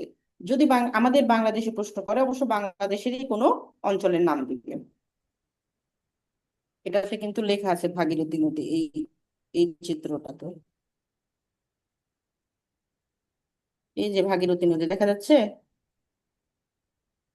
গঙ্গা নদী, এই যে গঙ্গা নদী চলে এসে এখানে এই এই অঞ্চলটা আমাদের বাংলাদেশে প্রবেশ করেছে। আর আর একটা অংশ, আর একটা প্রবাহ হচ্ছে ভাগীরথী নদী, ভাগীরথী নাম নিয়ে এটা কিন্তু পুরোটা ইন্ডিয়ার মধ্যে বঙ্গোপসাগরে পতিত হয়েছে। তো ভাগীরথীর তীরবর্তী অঞ্চলকে কি বলা হচ্ছে, রাঢ় অঞ্চল। এটার রাজধানী হচ্ছে কটিবর্ষ নাম। দুটি ভাগে ভাগ, একটা হচ্ছে উত্তর রাঢ় আর একটা হচ্ছে দক্ষিণ রাঢ়। পাল ও সেন যুগে মানে গুরুত্বপূর্ণ অঞ্চল ছিল, পালদের সময় এবং সেনদের সময়। এখানে দিয়েছে যেহেতু একবার রাঢ় নিয়ে প্রশ্ন হয়ে গেছে, এই কারণে এই নোটটা তৈরি করা হয়েছে। কিন্তু এখন পর্যন্ত এই যে ওই প্রশ্নটা ছাড়া এখান থেকে যে তথ্যগুলা দিলাম আর কোনো প্রশ্ন কিন্তু আসেনি। গৌড়, গৌড় থেকে কিন্তু প্রশ্ন হয়। গৌড় হচ্ছে মূলত মালদহ জেলার একটা প্রাচীন জনপদ। এটার রাজধানী হচ্ছে কর্ণসুবর্ণ, যা মুর্শিদাবাদের অবস্থিত। এটা খুবই খুবই খুবই গুরুত্বপূর্ণ যে গৌড়ে, প্রাচীন গৌড়ের রাজধানী কোথায় ছিল, কর্ণসুবর্ণে ছিল। পানিনি, একজন, একজনের নাম হচ্ছে পানিনি, অষ্টাধ্যায়ী গ্রন্থে প্রথম উল্লেখ করেন হচ্ছে এই গৌড়ের নাম। তাহলে কে সর্বপ্রথম হচ্ছে গৌড়ের নাম উল্লেখ করে, পানিনি। পানিনি হচ্ছে একজন কিন্তু বৈয়াকরণী, বাংলা পড়ার সময় এই পানিনির নাম পড়তে হয়। এরপরে হচ্ছে বাংলার দ্বিতীয় স্বাধীন রাজ্য, এটাকে কি বলা হচ্ছে, বাংলার দ্বিতীয় স্বাধীন রাজ্য হচ্ছে গৌড়। আর মুসলিম যুগে এর নাম ছিল হচ্ছে লক্ষণাবতী। এখান থেকে যে প্রশ্নগুলো আছে সবগুলাই হচ্ছে স্টার মার্ক দিয়ে রাখতে হবে, প্রত্যেকটাই প্রশ্নে আসে। এরপরে সমতট যে অঞ্চলগুলোর কথা বলছিলাম, বৃহত্তর কুমিল্লা, নোয়াখালী, এবং ভারতের হচ্ছে ওই যে কুমিল্লা পার হলেই তো ব্রাহ্মণবাড়িয়া কুমিল্লা পার হলেই ভারতের ত্রিপুরা অঞ্চল, ওই ত্রিপুরার হচ্ছে গঙ্গা ভাগীরথীর পূর্ব এবং মেঘনা, এই যে এই কথাটা মানচিত্র থেকে বলছে যে গঙ্গা ভাগীরথীর পূর্ব থেকে মেঘনার মোহনা পর্যন্ত, হ্যাঁ, এই অঞ্চলটা হচ্ছে সমতটের। এখন গঙ্গা ভাগীরথীর পূর্ব অঞ্চল মানে গঙ্গা নদীর পূর্ব অঞ্চল কোন দিক? গঙ্গা নদী মানেই যে এই দিকটা না, গঙ্গা শেষ হয়েছে কোথায়? গঙ্গা নদীর পূর্ব পাশ তো এই সাইডই, পূর্ব এবং মেঘনা নদীর মোহনা পর থেকে এই অঞ্চলটা এখানে এসে ঠেকেছে। এটার এই পারটাই হচ্ছে সমতট, মানে গঙ্গা নদীর পূর্ব পাশে। গঙ্গা নদী এসে এখানে মেঘনার সাথে মিলিত হয়েছে এই জায়গাটায়। এই গঙ্গার হচ্ছে পূর্ব পাশেই হচ্ছে সমতটের অবস্থান। ঠিক আছে? গঙ্গা মানে যে আমি যে রাজশাহী বা অন্যান্য অঞ্চল ভাববো, ঢাকার অঞ্চল ভাববো, এটা না, গঙ্গার পূর্বর কথা বলেছে। তাহলে গঙ্গা ভাগীরথীর পূর্ব থেকে মেঘনার মোহনা পর্যন্ত অঞ্চল হচ্ছে সমতটের। এটার নাম হচ্ছে বড় কামতা, এটাকে রোহিতগিরি বলা হতো এবং কুমিল্লা থেকে প্রায় 12 মাইল পশ্চিমে অবস্থিত। তাহলে এটার রাজধানী বড় কামতা এবং একটা সময় এটার নাম রোহিতগিরিও ছিল। তাহলে সমতটের রাজধানী বড় কামতা অথবা রোহিতগিরি। এখন লেখা এখানে গুরুত্বপূর্ণ তথ্যে কি লেখা আছে যে শালবন বিহারের সন্ধান। শালবন বিহার কোথায়? কুমিল্লাতে না? জি ম্যাম।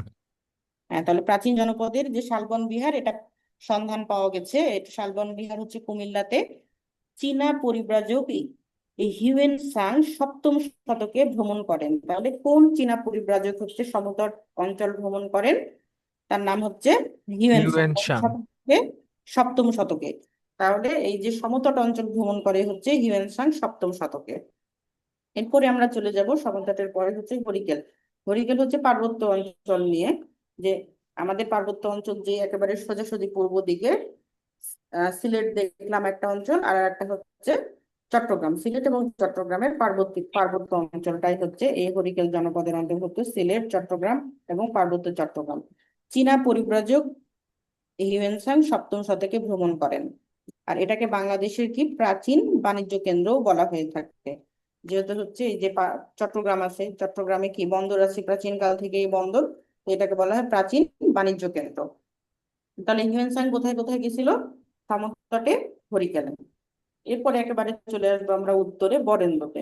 বগুড়া, দিনাজপুর, রাজশাহী, পাবনার কিছু অংশ, গঙ্গা ও করতোয়ার মধ্যবর্তী যে অংশ, গঙ্গা এবং করতোয়া। তাহলে নদী যখন আমরা পড়লাম, নদীগুলো মনে রাখতে হবে কোনটা কোন জায়গায় ছিল। করতোয়া নদীর কথা বলছে, করতোয়া নদী হচ্ছে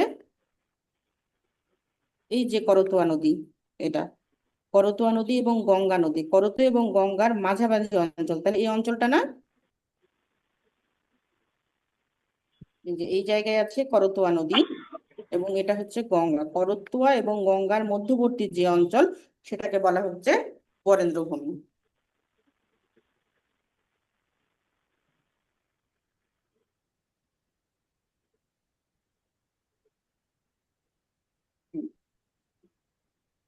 যে গঙ্গা এবং করতোয়ার মধ্যবর্তী অঞ্চল হচ্ছে বরেন্দ্র অঞ্চল। পুন্ড জনপদের অংশ হচ্ছে বরেন্দ্র একটা। পুন্ড, বরেন্দ্র বলেছি যে জায়গাগুলো একই মিলে যাবে, বগুড়া, দিনাজপুর, রাজশাহী হচ্ছে বরেন্দ্রতেও থাকবে এবং পুন্ডতেও থাকবে, যে পুন্ড জনপদের অংশই হচ্ছে বরেন্দ্র। পাহাড়পুর বৌদ্ধ বিহারের অবস্থান রয়েছে বরেন্দ্র ভূমিতে। পাহাড়পুর বৌদ্ধ বিহার কোথায়? নওগাঁতে। এরপরে চলে আসবো বঙ্গ। এই বঙ্গ কিন্তু বাংলাদেশ মানে এই যে বাংলাদেশের সব থেকে বড় জনপদ। মানচিত্র দেখলেও আমরা বুঝলাম যে বঙ্গ জনপদের বিস্তৃতি অনেক বেশি। ঢাকা, ময়মনসিংহ, বরিশাল, ফরিদপুর। যে বরিশাল বললাম না, বরিশালের চন্দ্রদ্বীপ আছে, এই চন্দ্রদ্বীপও কিন্তু এই বঙ্গের বৃহত্তর বঙ্গেরই অংশ। এই বরিশালকে আলাদাভাবে নাম দেওয়া হয়েছে চন্দ্রদ্বীপ। তো এই যে ঢাকা, ময়মনসিংহ, এটা কিন্তু পদ্মা নদীর কোন পাশে? উত্তর পাশে না? উত্তর পাশে হচ্ছে ঢাকা, ময়মনসিংহ এই অঞ্চলটা। বরিশাল, ফরিদপুর এবং ঢাকার কয়েকটা জেলা আবার কি আছে? যে আহ পদ্মা নদীর দক্ষিণ সাইডেও আছে। তো এই যে আয়তনে বৃহত্তম জনপদ, এটাকে হচ্ছে দুই ভাগে ভাগ করা যায়। বিক্রমপুর বলা হচ্ছে উত্তর সাইডকে, এই বিক্রমপুর বলা হয় কি উত্তর সাইডকে, মুন্সিগঞ্জ, ঢাকা এবং ময়মনসিংহ, পদ্মা নদীর উত্তরে যে সাইড, সেই সাইডের অঞ্চলটাকে বলা হয় বিক্রমপুর। এবং দক্ষিণে যে রয়েছে ফরিদপুর, বরিশাল, পটুয়াখালী, এটাকে আবার বলা হয় কি নাব্য। তাহলে বঙ্গের দুইটা অংশ, একটা হচ্ছে বিক্রমপুর আর একটা নাব্য। এই বঙ্গকে ভাগ করে দিয়েছে কে? পদ্মা নদী ভাগ করে দিয়েছে। পদ্মা নদীর উপরের অংশটা মানে উত্তর সাইডের অংশটাকে বলা হয় বিক্রমপুর। এখানে আছে মুন্সিগঞ্জ। এই যে পদ্মা নদীতে পদ্মা সেতু হয়েছে না, পদ্মা সেতুর এই পাশেই তো মুন্সিগঞ্জ, হুম। উত্তর সাইডে। হ্যাঁ, এই যে মুন্সিগঞ্জ, ঢাকা, ময়মনসিংহ, এই অঞ্চলটাকে বলা হচ্ছে বিক্রমপুর। এবং দক্ষিণ সাইডে যে ফরিদপুর, ওই পারে আবার ফরিদপুর, পদ্মা ব্রিজের ফরিদপুর, বরিশাল, পটুয়াখালী, এই অঞ্চলটাকে বলা হচ্ছে নাব্য অঞ্চল। নাব্য বলার কারণও আছে, ওই সাইডে তো নদীর নাব্য থাকে, সারা বছর হচ্ছে পানি থাকে। আমরা যখন পদ্মা নদীর শাখা নদী পড়েছি, শাখা নদীগুলাকে, যে পদ্মা নদীর শাখা নদী সাইডে সবগুলা, সব শাখা নদী, এদিকে যত নদী আছে, খুলনা, যশোর, এই সাইডে যত নদী আছে সবগুলাই হচ্ছে পদ্মা নদীর শাখা নদী। যেহেতু পানি নিচের দিকে আসে, সুতরাং পদ্মা নদীর পানি সারা বছর এই সকল শাখা নদীতে প্রবাহিত হয়। এই কারণে এই অঞ্চলটা হচ্ছে নাব্য থাকে। তাই এই বঙ্গর এই দক্ষিণ পদ্মা নদীর দক্ষিণ সাইডের এই বঙ্গ অঞ্চলকে বলা হয়েছে নাব্য অঞ্চল। এরপরে কি আমরা দেখছি, পুন্ড অঞ্চল। কি বলেছিলাম যে বরেন্দ্র এবং পুন্ডর অঞ্চলগুলো কিন্তু মিলে যাবে। এই যে দেখেন, রাজশাহী এখানেও আছে, রাজশাহী, বগুড়া, এখানে বৃহত্তর বগুড়া আছে, রংপুর, দিনাজপুর আছে, এখানে দিনাজপুর আছে। তো গঙ্গা ভাগীরথী থেকে করতোয়া, এটাও হচ্ছে গঙ্গা ভাগীরথীর মিডিলে যে অংশটা, সেটাই হচ্ছে পুন্ডর অংশ। এটার রাজধানী কি বলছে? পুন্ডনগর, যেটার অবস্থান হচ্ছে মহাস্থানগড়ে। বাংলার প্রাচীনতম জনপদ এই যে পুন্ড, এটা হচ্ছে খ্রিস্টপূর্ব তৃতীয় শতকে অশোকের শিলালিপি থেকে পাওয়া যায়। বিভিন্ন শাসকের শিলালিপি আছে, তাদের নাম আহ খোদাই করা থাকতো। ওই সময় এই পুন্ড নামের একটা শিলালিপিতে পুন্ড নামের পাওয়া যায়, যে এই আহ, অশোক, অশোক যে ছিল, অশোক, সম্রাট অশোক, এটা কোন বংশের রাজা বা সম্রাটটা কোন বংশের ছিল?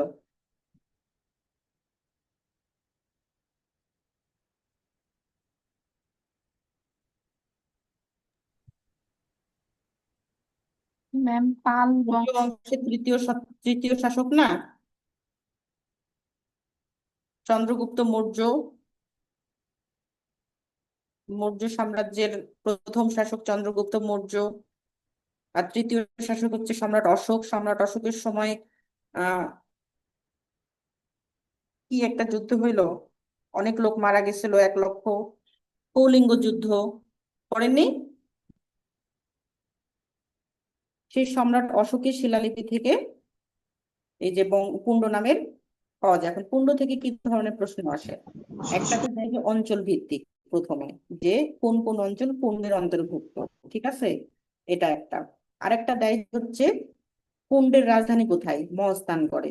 পুণ্যনগর খুব কমই দেয়। এবং আরেকটা প্রশ্ন হচ্ছে বাংলাদেশের, এটা সব থেকে বেশি আসে, বাংলাদেশের প্রাচীন জনপদের নাম কি? পুন্ডও দিতে পারে, পুণ্যনগরও দিতে পারে, মহাস্থানগড়ও দিতে পারে। তো বাংলাদেশের সব থেকে প্রাচীন জনপদ। আর আরেকটা হচ্ছে যে এই যে বঙ্গ, বঙ্গ হচ্ছে সব থেকে বড়, এটা হচ্ছে বড়, আর পুণ্ড হচ্ছে প্রাচীন। এই দুইটা মনে থাকলে অনেক সময় মানে কনফিউজড হয়ে যায় যে বঙ্গ পুণ্ড নিয়ে। বঙ্গ হচ্ছে বড়, আর পুণ্ড হচ্ছে প্রাচীন। এই যে বাংলাদেশের প্রাচীন জনপদ, এটা অসংখ্যবার প্রশ্ন আসে যে বাংলাদেশের প্রাচীন জনপদের নাম কি। অপশনে পুণ্ড দিবে, অথবা পুণ্যনগর দিবে, অথবা মহাস্থানগড় দিবে। এরপরে চলে যাই আমরা হচ্ছে বিক্রমপুর। বিক্রমপুরের কথা কিন্তু একটু আমরা আলোচনা করেছি। সেটা হচ্ছে যে বঙ্গ যখন আমরা পড়লাম, পদ্মা নদী যেটা দক্ষিণ দিকে ছিল, দক্ষিণের অঞ্চল যেটা, ওই একটা যে নাব্য অঞ্চল। আর আরেকটা অঞ্চল কোথায় ছিল? উত্তর দিকে ছিল। উত্তর দিকে ছিল মুন্সিগঞ্জ, ঢাকা, ময়মনসিংহ। ওই যে মুন্সিগঞ্জ এবং পার্শ্ববর্তী অঞ্চল, এই অঞ্চলটাকে বলা হয় হচ্ছে বিক্রমপুর। এটাকে বলা হচ্ছে বঙ্গের একটা অংশ এবং শক্ত মাটির জনপদ এই বিক্রমপুরকে। আর চন্দ্রদ্বীপ তো মানে আলাদা আলাদা করে সবকিছু করা হয়েছে। চন্দ্রদ্বীপ বরিশাল, চন্দ্রদ্বীপ মানে বরিশাল, এটাও বঙ্গের অন্তর্ভুক্ত। এই যে রাজা, যে রাজাটার নাম মনে রাখতে পারছিলাম না, যে রাজা ত্রৈলোক্যচন্দ্র, এই যে ত্রৈলোক্যচন্দ্র, এই চন্দ্র থেকে উনি এটার নাম দিয়েছে হচ্ছে চন্দ্রদ্বীপ। রাজা ত্রৈলোক্যচন্দ্রের নাম অনুসারে এই অঞ্চলের নাম করা হয়েছে বরিশালের চন্দ্রদ্বীপ। সপ্তগাঁও, এটা অত গুরুত্বপূর্ণ না। আরাকান, এটাও গুরুত্বপূর্ণ না। আরাকান মানে ওই যে কক্সবাজার আরাকান, আহ, আহ, এই জায়গাটা, এই জায়গাটা মানচিত্র, যেখানে হচ্ছে মিয়ানমারের সীমান্ত আছে। কক্সবাজারের এই যে এই সাইডে মিয়ানমারের আরাকান রাজ্য, এটাই কক্সবাজার অঞ্চলে কিছুটা আছে। যদি কঠিন করতে চাই তখন এই প্রশ্নগুলো দেয়, যে আরাকান, কক্সবাজার বার্মার অংশ এবং কর্ণফুলী নদীর দক্ষিণাঞ্চল। কর্ণফুলী নদীর দক্ষিণাঞ্চল, কর্ণফুলী নদী তো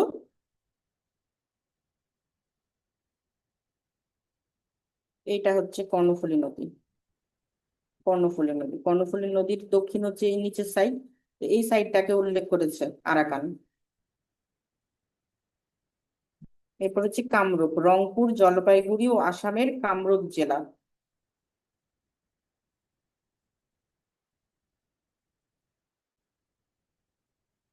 কামরূপ, রংপুর, জলপাইগুড়ি, আসাম।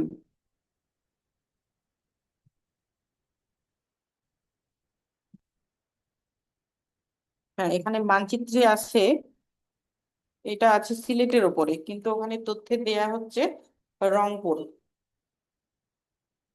তো এইটা যদি আরো বিস্তৃত এই সাইডে থাকে তাহলে অবশ্যই রংপুরের আশেপাশে হবে, কিন্তু মানচিত্র অনুযায়ী সিলেটের আশেপাশে আছে। আচ্ছা, এটা নিয়ে আমি নেক্সট ক্লাসে আপনাদেরকে বিস্তারিত বলবো যে আসলে ভারতের কোন কোন অঞ্চলটা হচ্ছে কামরূপের অন্তর্গত। এটা তো নেট থেকেই নেয়া, এইভাবেই আছে যে কামরূপ অঞ্চলটা ভারতের এই এতটুকুতে। আসাম ঠিক আছে, ওখানে তথ্যে আছে আসাম এবং রংপুরের কথা বলেছে। যদি সরাসরি এই দিক পর্যন্ত বিস্তৃত থাকে কামরূপটা, তাহলে অবশ্যই রংপুর অঞ্চল হবে। এর পরের দিন আমি আপনাদেরকে এই কামরূপটা নিয়ে বলবো যে ভারতের কোন কোন অঞ্চল কামরূপের মধ্যে আছে।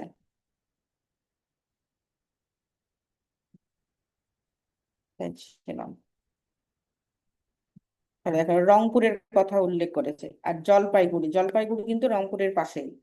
রংপুর বলতে এই যে আহ পঞ্চগড় আছে না, পঞ্চগড় পার হলেই জলপাইগুড়ি ওই পারে। জলপাইগুড়ি পর্যন্ত যদি বিস্তৃত থাকে কামরূপের অংশ, তাহলে অবশ্যই রংপুরই হবে কামরূপের অংশ।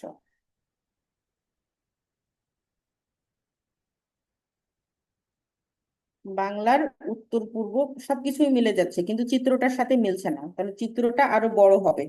একেবারে রংপুর পর্যন্ত ওই সাইডে, ভারতের জলপাইগুড়ি আসাম পার হয়ে পশ্চিমবঙ্গ পর্যন্ত যাবে। জলপাইগুড়ি কিন্তু পশ্চিমবঙ্গের একটা জেলা, ভারতের যে পশ্চিমবঙ্গ সেটার জেলা। আসাম আর একটা রাজ্য। মোটামুটি ভাবে এগুলাই হচ্ছে প্রাচীন জনপদ। একবার আমরা এখন রিভিউ দেব এই চিত্রটা দিয়ে, যে কি কি আমরা বাংলাদেশের মধ্যে পড়লাম। যে আমরা 16টাই কিন্তু বাংলাদেশে নাই, অল্প কয়েকটা আছে।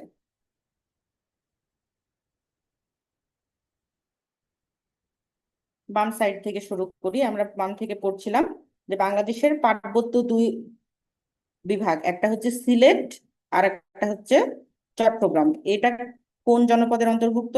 আপনারা একটু কথা বলবেন, যে চট্টগ্রাম সিলেট এবং চট্টগ্রাম কোন জনপদের? এটা হরিকেল। হরিকেল জনপদের অংশ, পাহাড়ি জনপদ। এরপরে আমাদের যে আহ, কুমিল্লা অঞ্চল আছে, কুমিল্লা অঞ্চল, এই কুমিল্লা অঞ্চলটা কোন জনপদের? এটা ম্যাম সমতট। হ্যাঁ, সমতট। এই সমতট এবং হরিকেল জনপদের 7ম শতকে একজন চীনা পরিব্রাজক এসেছিল, তার নাম কি? Hiuen Tsang maybe. হ্যাঁ, হিউয়েন সাং, 7ম শতকে। এরপরে বঙ্গ জনপদ হচ্ছে বাংলাদেশের সব থেকে বড় বড় জনপদ। জনপদ, একেবারে বিস্তৃত। এবারে যে ময়মনসিংহের কথা বলেছে, ঢাকার কথা বলেছে, আবার এই যে বরিশাল অঞ্চল যশোর অঞ্চল আছে পুরাটাই, যে এটা আবার দুই ভাগ হয়েছে কি দিয়ে, পদ্মা নদী দিয়ে। পদ্মা নদীর উপরের অংশকে বলা হচ্ছে বিক্রমপুর, যেটা মুন্সিগঞ্জ থেকে। বিক্রমপুর আলাদাভাবেও আর একটা জায়গা মানে প্রশ্নে আসে, সেটা হচ্ছে কোন অঞ্চল, তাহলে মুন্সিগঞ্জ।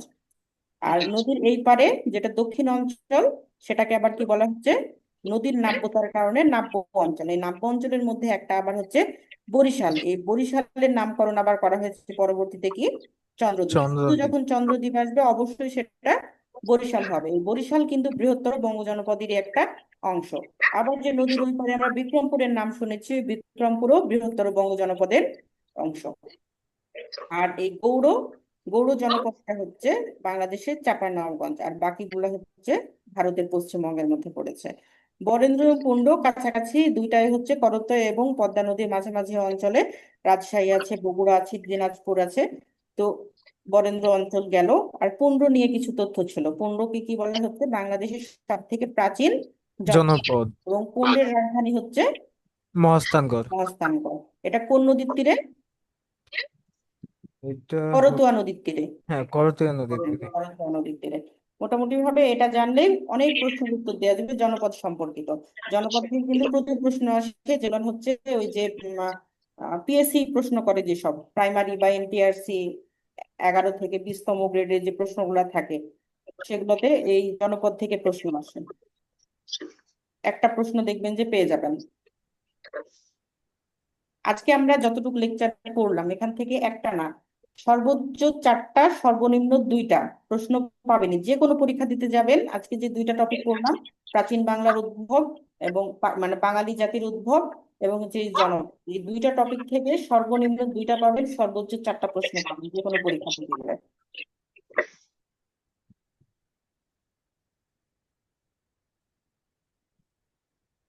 এরপরে আছে হচ্ছে বাংলাদেশের হচ্ছে যে মৌর্য সাম্রাজ্য। মৌর্য সাম্রাজ্য দিয়ে হচ্ছে বংশানুক্রমিক যে হচ্ছে শাসন এই বাংলায়, সেটার শুরু হয়েছে হচ্ছে বাংলাদেশে মৌর্য সাম্রাজ্য দিয়ে। মৌর্য সাম্রাজ্যের উত্থান পতন এগুলোর ইতিহাস জানতে হবে, কিন্তু মৌর্য সাম্রাজ্যটা কিভাবে শুরু হলো, হ্যাঁ, সেটা জানার জন্য হচ্ছে যে আরো কিছু আহ, তথ্য জানতে হবে। যেমন হচ্ছে আলেকজান্ডার, আলেকজান্ডারের হচ্ছে বাবা আলেকজান্ডার কোন কোন অঞ্চলে হচ্ছে আহ, মানে আলেকজান্ডার হচ্ছে কোন কোন অঞ্চল জয় করেছিল। আলেকজান্ডারের নাম আপনারা অবশ্যই শুনেছেন, এখন হয়তো সব গুলো আপনাদের নেই। আলেকজান্ডার কি বলা হয়, পৃথিবীর ইতিহাসের সব থেকে প্রভাবশালী যোদ্ধা বলা হয় আলেকজান্ডার দি গ্রেট। ওর নাম কি, আলেকজান্ডার দি গ্রেট বলা হয়। গ্রেট কেন বলা হয়? সবাই কিন্তু মোহনবাগী। আচ্ছা, কথা কি ইকো হচ্ছে? জি ম্যাম, এটা হচ্ছে ওই যে ইয়া ওই সম্ভবত রুমি একটা আপু মাইক্রোফোন মিউট করা নেই। ও আচ্ছা, তো আলেকজান্ডার দি গ্রেট, ইনি হচ্ছেন যে পৃথিবীর ইতিহাসে একে বলা হয় যে সব থেকে প্রভাবশালী যোদ্ধা। এটার কারণ হচ্ছে যে উনি মানে আহ ভেবেছিল, মানে করেছিল, সংকল্প করেছিল যে পুরা পৃথিবী মানে এক সাইড থেকে আর এক সাইড, পৃথিবীর একটা অংশ সে জয় করবে। ঠিক আছে। এবং তিনি কিন্তু অনেকটা সফলও ছিল। তাকে বলা হয় যে তিনি মাত্র 32 বছর বয়সে পৃথিবীর প্রায় অর্ধেকটা দখল করে ফেলেছিল। গ্রিস থেকে একেবারে ভারতের পাঞ্জাব পর্যন্ত সে হচ্ছে দখল করতে সক্ষম হয়েছিল। মানে গ্রিস থেকে শুরু করে পাঞ্জাব পর্যন্ত চলে এসেছিল। আমরা যদি মানচিত্র দেখি, মানচিত্রে চলে যায় আবার, গ্রিস, গ্রিস হচ্ছে ইউরোপের একটা দেশ, তাই না? প্রাচীন গ্রিস, প্রাচীন গ্রিস হচ্ছে এইখানে, এই দেশটা হচ্ছে গ্রিস। এখন এটাই সম্ভবত, এখন থেকে ভালো বোঝা যাচ্ছে না, এই যে এইটা অথবা এইটা হচ্ছে গ্রিস। এই গ্রিস থেকে শুরু করে এইদিকে, এইদিকে আস্তে আস্তে আস্তে হচ্ছে এই যে তুর্কি পার হয়ে এসে ইরান, ইরান থেকে এসে এই যে এইসব অঞ্চলগুলো কিন্তু সবকিছুই ইরান, ইরান পার হয়ে এসে আফগানিস্তান পার হয়ে এই যে পাঞ্জাব, এই অঞ্চলটা হচ্ছে পাঞ্জাব। পাঞ্জাবের 2টা অংশ, একটা কিন্তু পাকিস্তানের মধ্যে পড়েছে, একটা হচ্ছে ভারতের মধ্যে, ভারতের পাঞ্জাব। এই অঞ্চল পর্যন্ত কিন্তু চলে এসেছিল। এই অঞ্চলে আসার পরে ভারতের যে উত্তর প্রদেশের যে অঞ্চলগুলা এই দিকে, সে সময় যে সকল রাজারা এই অঞ্চলগুলা শাসন করতো, তারা অনেক শক্তিশালী ছিল, তাদের সঙ্গে পেরে উঠছিল না। আহ, তো এই যে গ্রিস থেকে কি বলছি, যে একেবারে এই যে এই পাশ থেকে কত দূর থেকে, এই যে মানচিত্র আমাদের তো ছোট লাগে, কিন্তু তো আসলে তাতে ছোট জায়গা না, কত দূর সে জয় করে চলে এসেছিল। বলা হতো যে পৃথিবীর সে হচ্ছে কি পশ্চিম থেকে পূর্ব সাইডে চলে এসেছে, পৃথিবীর প্রায় অর্ধেক জয় করে ফেলেছে এই রকম, যে আলেকজান্ডারকে বলা হতো। আর মাত্র সব থেকে সিগনিফিকেন্ট বিষয় হচ্ছে কত বছর বয়সে, মাত্র 32 বছর বয়সে সে এই কাজটা করে ফেলেছিল, পৃথিবীর অর্ধেকটা জয় করে ফেলেছিল।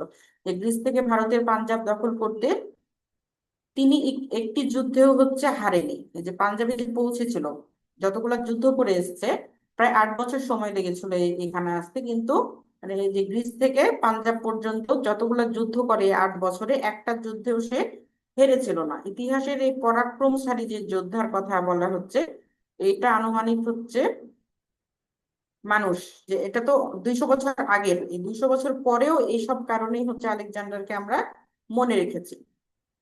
এই কারণেই হচ্ছে যে দি গ্রেট এর কথা বলা হচ্ছে, আলেকজান্ডারকে কি বলা হয়, আলেকজান্ডার দি গ্রেট, এই নামেই তিনি সর্বাধিক পরিচিত।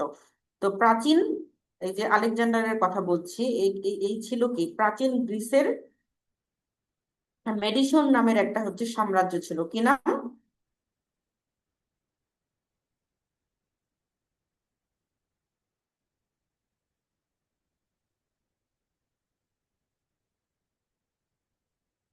মেডিসন নামক একটা হচ্ছে সাম্রাজ্য ছিল, সেই সাম্রাজ্যের রাজা হচ্ছে দ্বিতীয় ফিলিপ।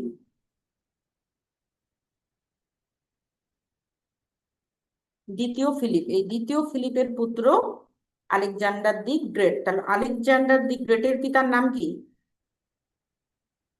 দ্বিতীয় ফিলিপ। দ্বিতীয় ফিলিপ। এই আলেকজান্ডার দি গ্রেট জন্মগ্রহণ করে 356 খ্রিস্টপূর্বাব্দে।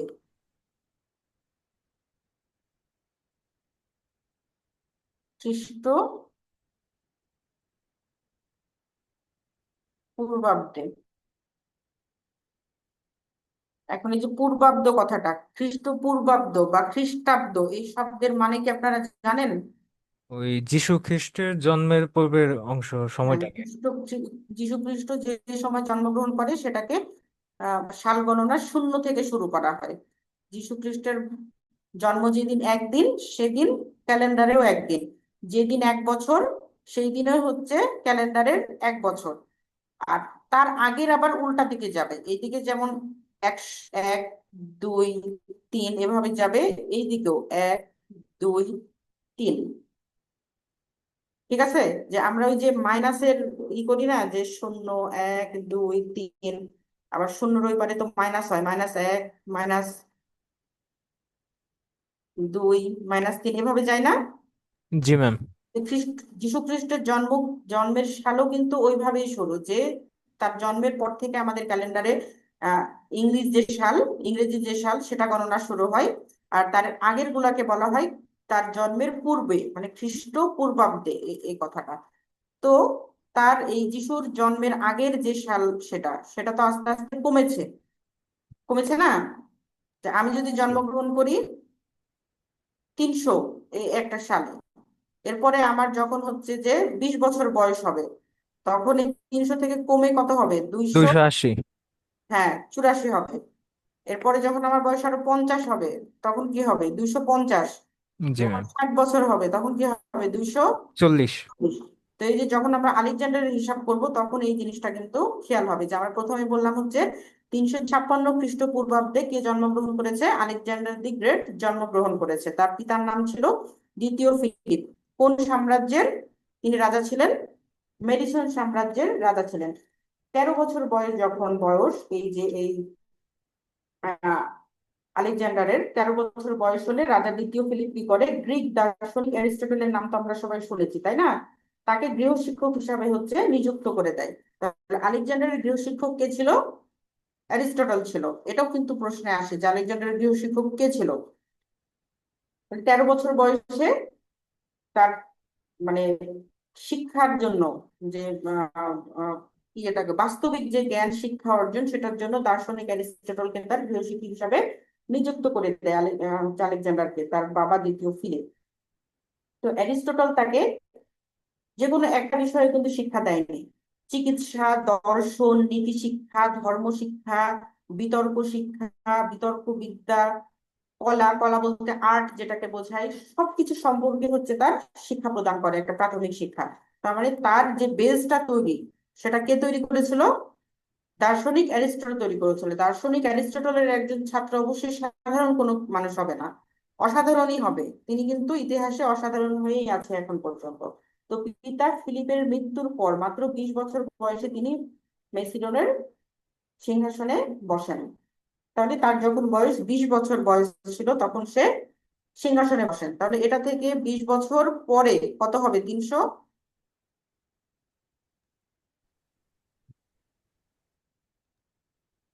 ইয়া ম্যাম 336, হ্যাঁ 56 জন্মগ্রহণ 336, করলে। হ্যাঁ হ্যাঁ, হ্যাঁ 336 খ্রিস্টপূর্বাব্দে তিনি হচ্ছে মেসিডনের সিংহাসনে বসেন। এটাই আমি বলছি যে যখন আমরা আলেকজান্ডার হিসাব করি তখন আসলে সালটা কমে আসে। তো এই জিনিসটা অনেকে বুঝতে পারি না আমরা, যে যে খ্রিস্টপূর্বাব্দ এবং খ্রিস্টের পূর্বে যে খ্রিস্টাব্দ, এই জিনিসটা হিসাব করতে পারি না। সেজন্য সে জন্মগ্রহণ করলো 56 সালে, 20 বছর পরে তো 76 হওয়ার কথা, হ্যাঁ 76 হওয়ার কথা ছিল, কেন 36 হলো? ওই যে খ্রিস্ট জন্মের পূর্বের সময়টা আস্তে আস্তে এই যে শূন্যের দিকে আসে, জন্য কিন্তু কমে যাবে। তাহলে 20 বছর বয়সে তার পিতার মৃত্যু হলো এবং সে হচ্ছে সিংহাসনে বসলো উত্তরাধিকার সূত্রে। তো আলেকজান্ডারের মানে সাম্রাজ্য আদ্রিয়াটিক সাগর থেকে সিন্ধু নদ পর্যন্ত বিস্তৃত ছিল।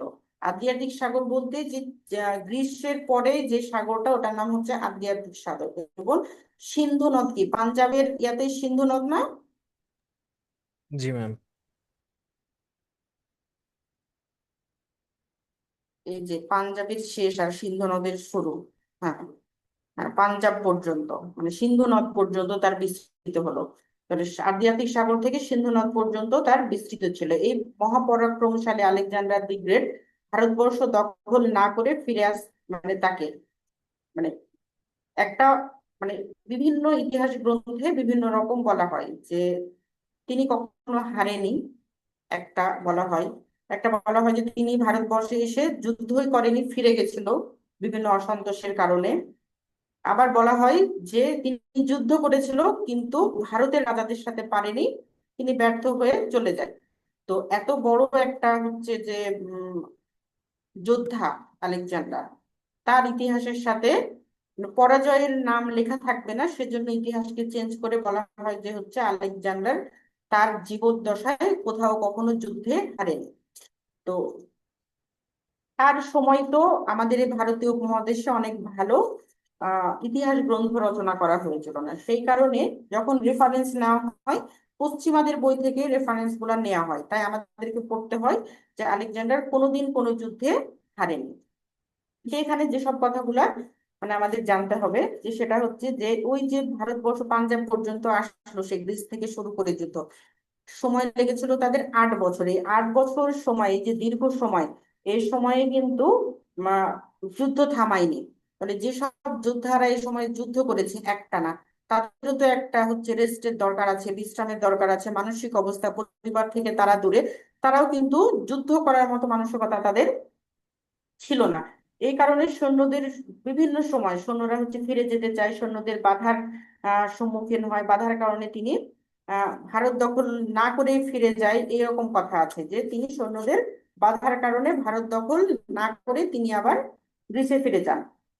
ভারতে কিন্তু অবস্থান করেছিল হচ্ছে 19 বছর। আলেকজান্ডার দি গ্রেটের সৈন্য বাহিনী 19 মাস, 19 বছর না, 19 মাস, 19 মাস হচ্ছে অবস্থান করে। কিন্তু যে সময় এখানে অবস্থান করে সে সময় প্রচুর বর্ষা, মানে বৃষ্টি বৃষ্টি হতো, এবং শীতকালটাও ছিল হচ্ছে অসহনীয় শীত। পাঞ্জাবে সে সময় অসহনীয় শীত ছিল। তো এই শীত এবং বর্ষা, এই টানা শীত বর্ষার কারণে এখানে তারা যুদ্ধের পরিবেশ তৈরি করতে পারেন। এটাও একটা কারণ তাদের ফিরে যাওয়ার, যে যুদ্ধের জন্য আবহাওয়া ভালো দরকার, সে আবহাওয়াটা তার পায়নি। প্রচন্ড শীত, শীত পার হলে বর্ষা, বর্ষা টানা 70 দিন বৃষ্টি হয়েছিল, এইরকম মানে রেকর্ড এটা, যে টানা 70 দিন হচ্ছে অঞ্চলে বৃষ্টিপাত হয়েছিল, বৃষ্টি থামে নাই। বৃষ্টির কারণে বন্যা সৃষ্টি হয়েছিল। তো এমন বৃষ্টি, মানে এই যে বাহিনী যুদ্ধ করে এসেছে যে সব অঞ্চল থেকে, এমন বৃষ্টি কখনোই তারা দেখেনি। মানে এরপরে ভারতের যে অঞ্চলটা, এই যে উপরে ঝাড়খণ্ড আছে অনেক, এই যে অঞ্চলটা, এখানে কিন্তু কিছু কিছু জায়গা হচ্ছে আহ এই অঞ্চলে শীত হওয়ার আর একটা কারণ, সেটা হচ্ছে যে যে হিমালয়ের নিচের অঞ্চল, তো এই কারণে শীতও বেশি হয় শীত অঞ্চলে। আবার এখানে পাহাড় আছে, পাহাড়ি অঞ্চলে জঙ্গল আছে। তো বলা হয় যে জল, জঙ্গল, শীত এসব পার করে মানে যুদ্ধের পরিবেশ তারা তৈরি করতে পেরেছিল না। এইসব কারণেই তারা কি ভারতে কিছু কিছু অঞ্চল সে প্রতিরোধ গড়ে, মানে প্রতিরোধ গড়ে তোলার চেষ্টা করে। কিন্তু এইসব অঞ্চলে যেসব রাজা ছিল তাদের প্রতিরোধের মুখে সে হচ্ছে খুব বেশি মানে ফায়দা করতে পারেনি, তাকে চলে যেতে হয়, ফেরত চলে যেতে হয়।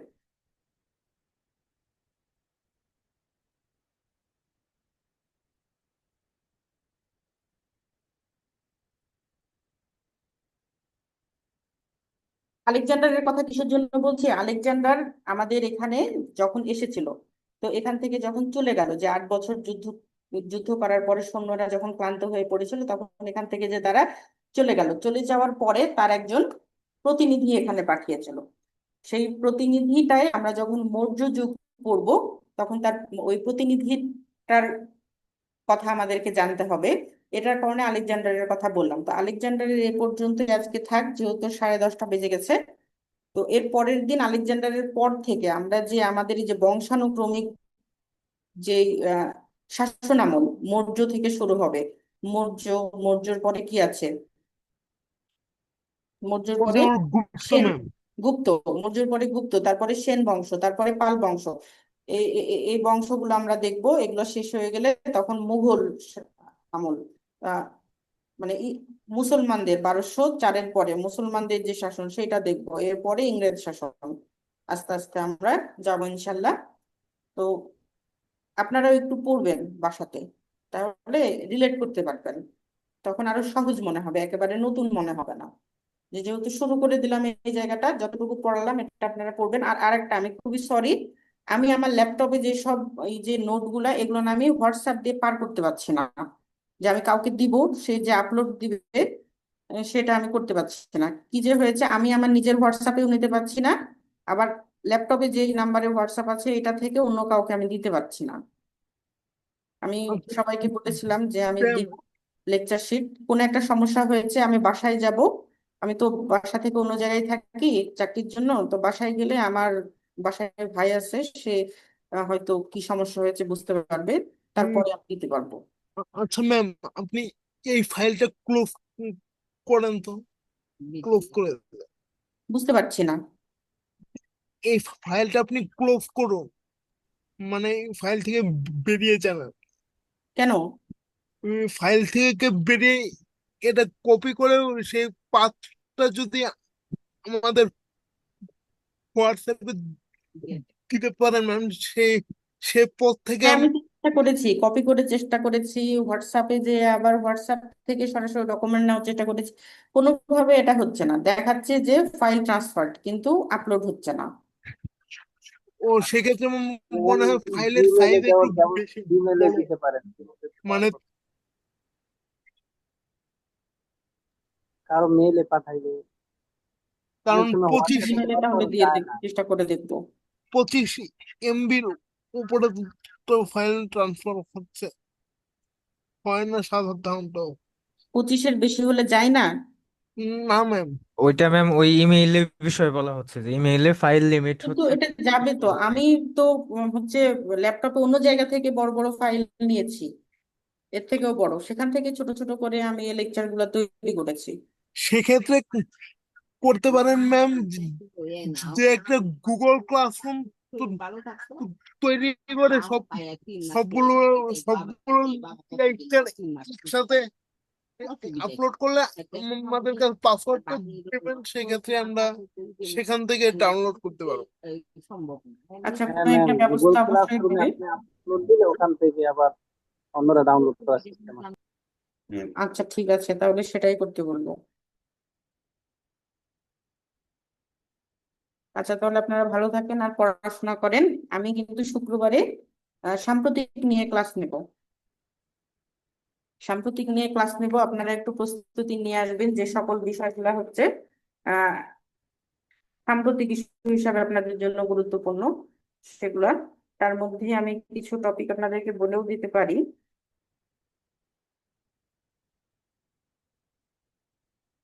হুম, একটু কিছু কিছু টপিকের নাম বলে দিচ্ছি।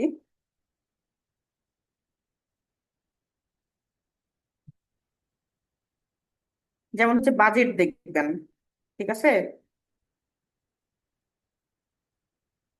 আমাদের যে এই যে অন্তর্বর্তী যে সরকার, এই সরকারের তো এটা প্রথম বাজেট, সে কারণে কিন্তু এটা গুরুত্বপূর্ণ। এরপরে যে জুলাই ঘোষণাপত্র এবং জুলাই সনদ, এটাও আমাদের জন্য গুরুত্বপূর্ণ।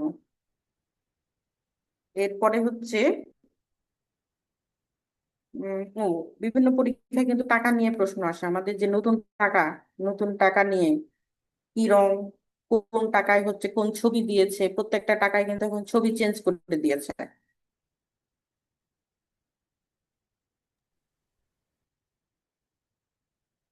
এরপরে প্রধান উপদেষ্টার প্রথম দিকে যে সফরগুলা ছিল, সেই সফরগুলা থেকে কিছু প্রশ্ন আমাদেরকে পড়ে রাখতে হবে। নতুন আমাদের কিছু দিবস আছে জুলাইয়ের পরে। এর আগে যে জুলাই গণ অভ্যুত্থান, এটার পরে কিন্তু কিছু দিবস তৈরি হয়েছে নতুন করে, সেই দিবসগুলা।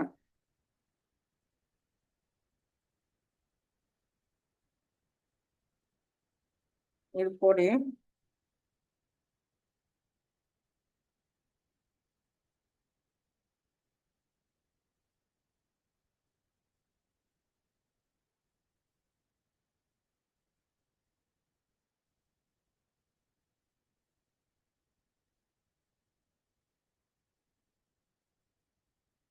আচ্ছা, হচ্ছে যে আমি নোট করে রেখেছি, খুঁজে পাচ্ছি না সবগুলা, কোন কোন টপিক, আলাদা আলাদা টপিকের উপরে আলাদা আলাদা নোট করেছি।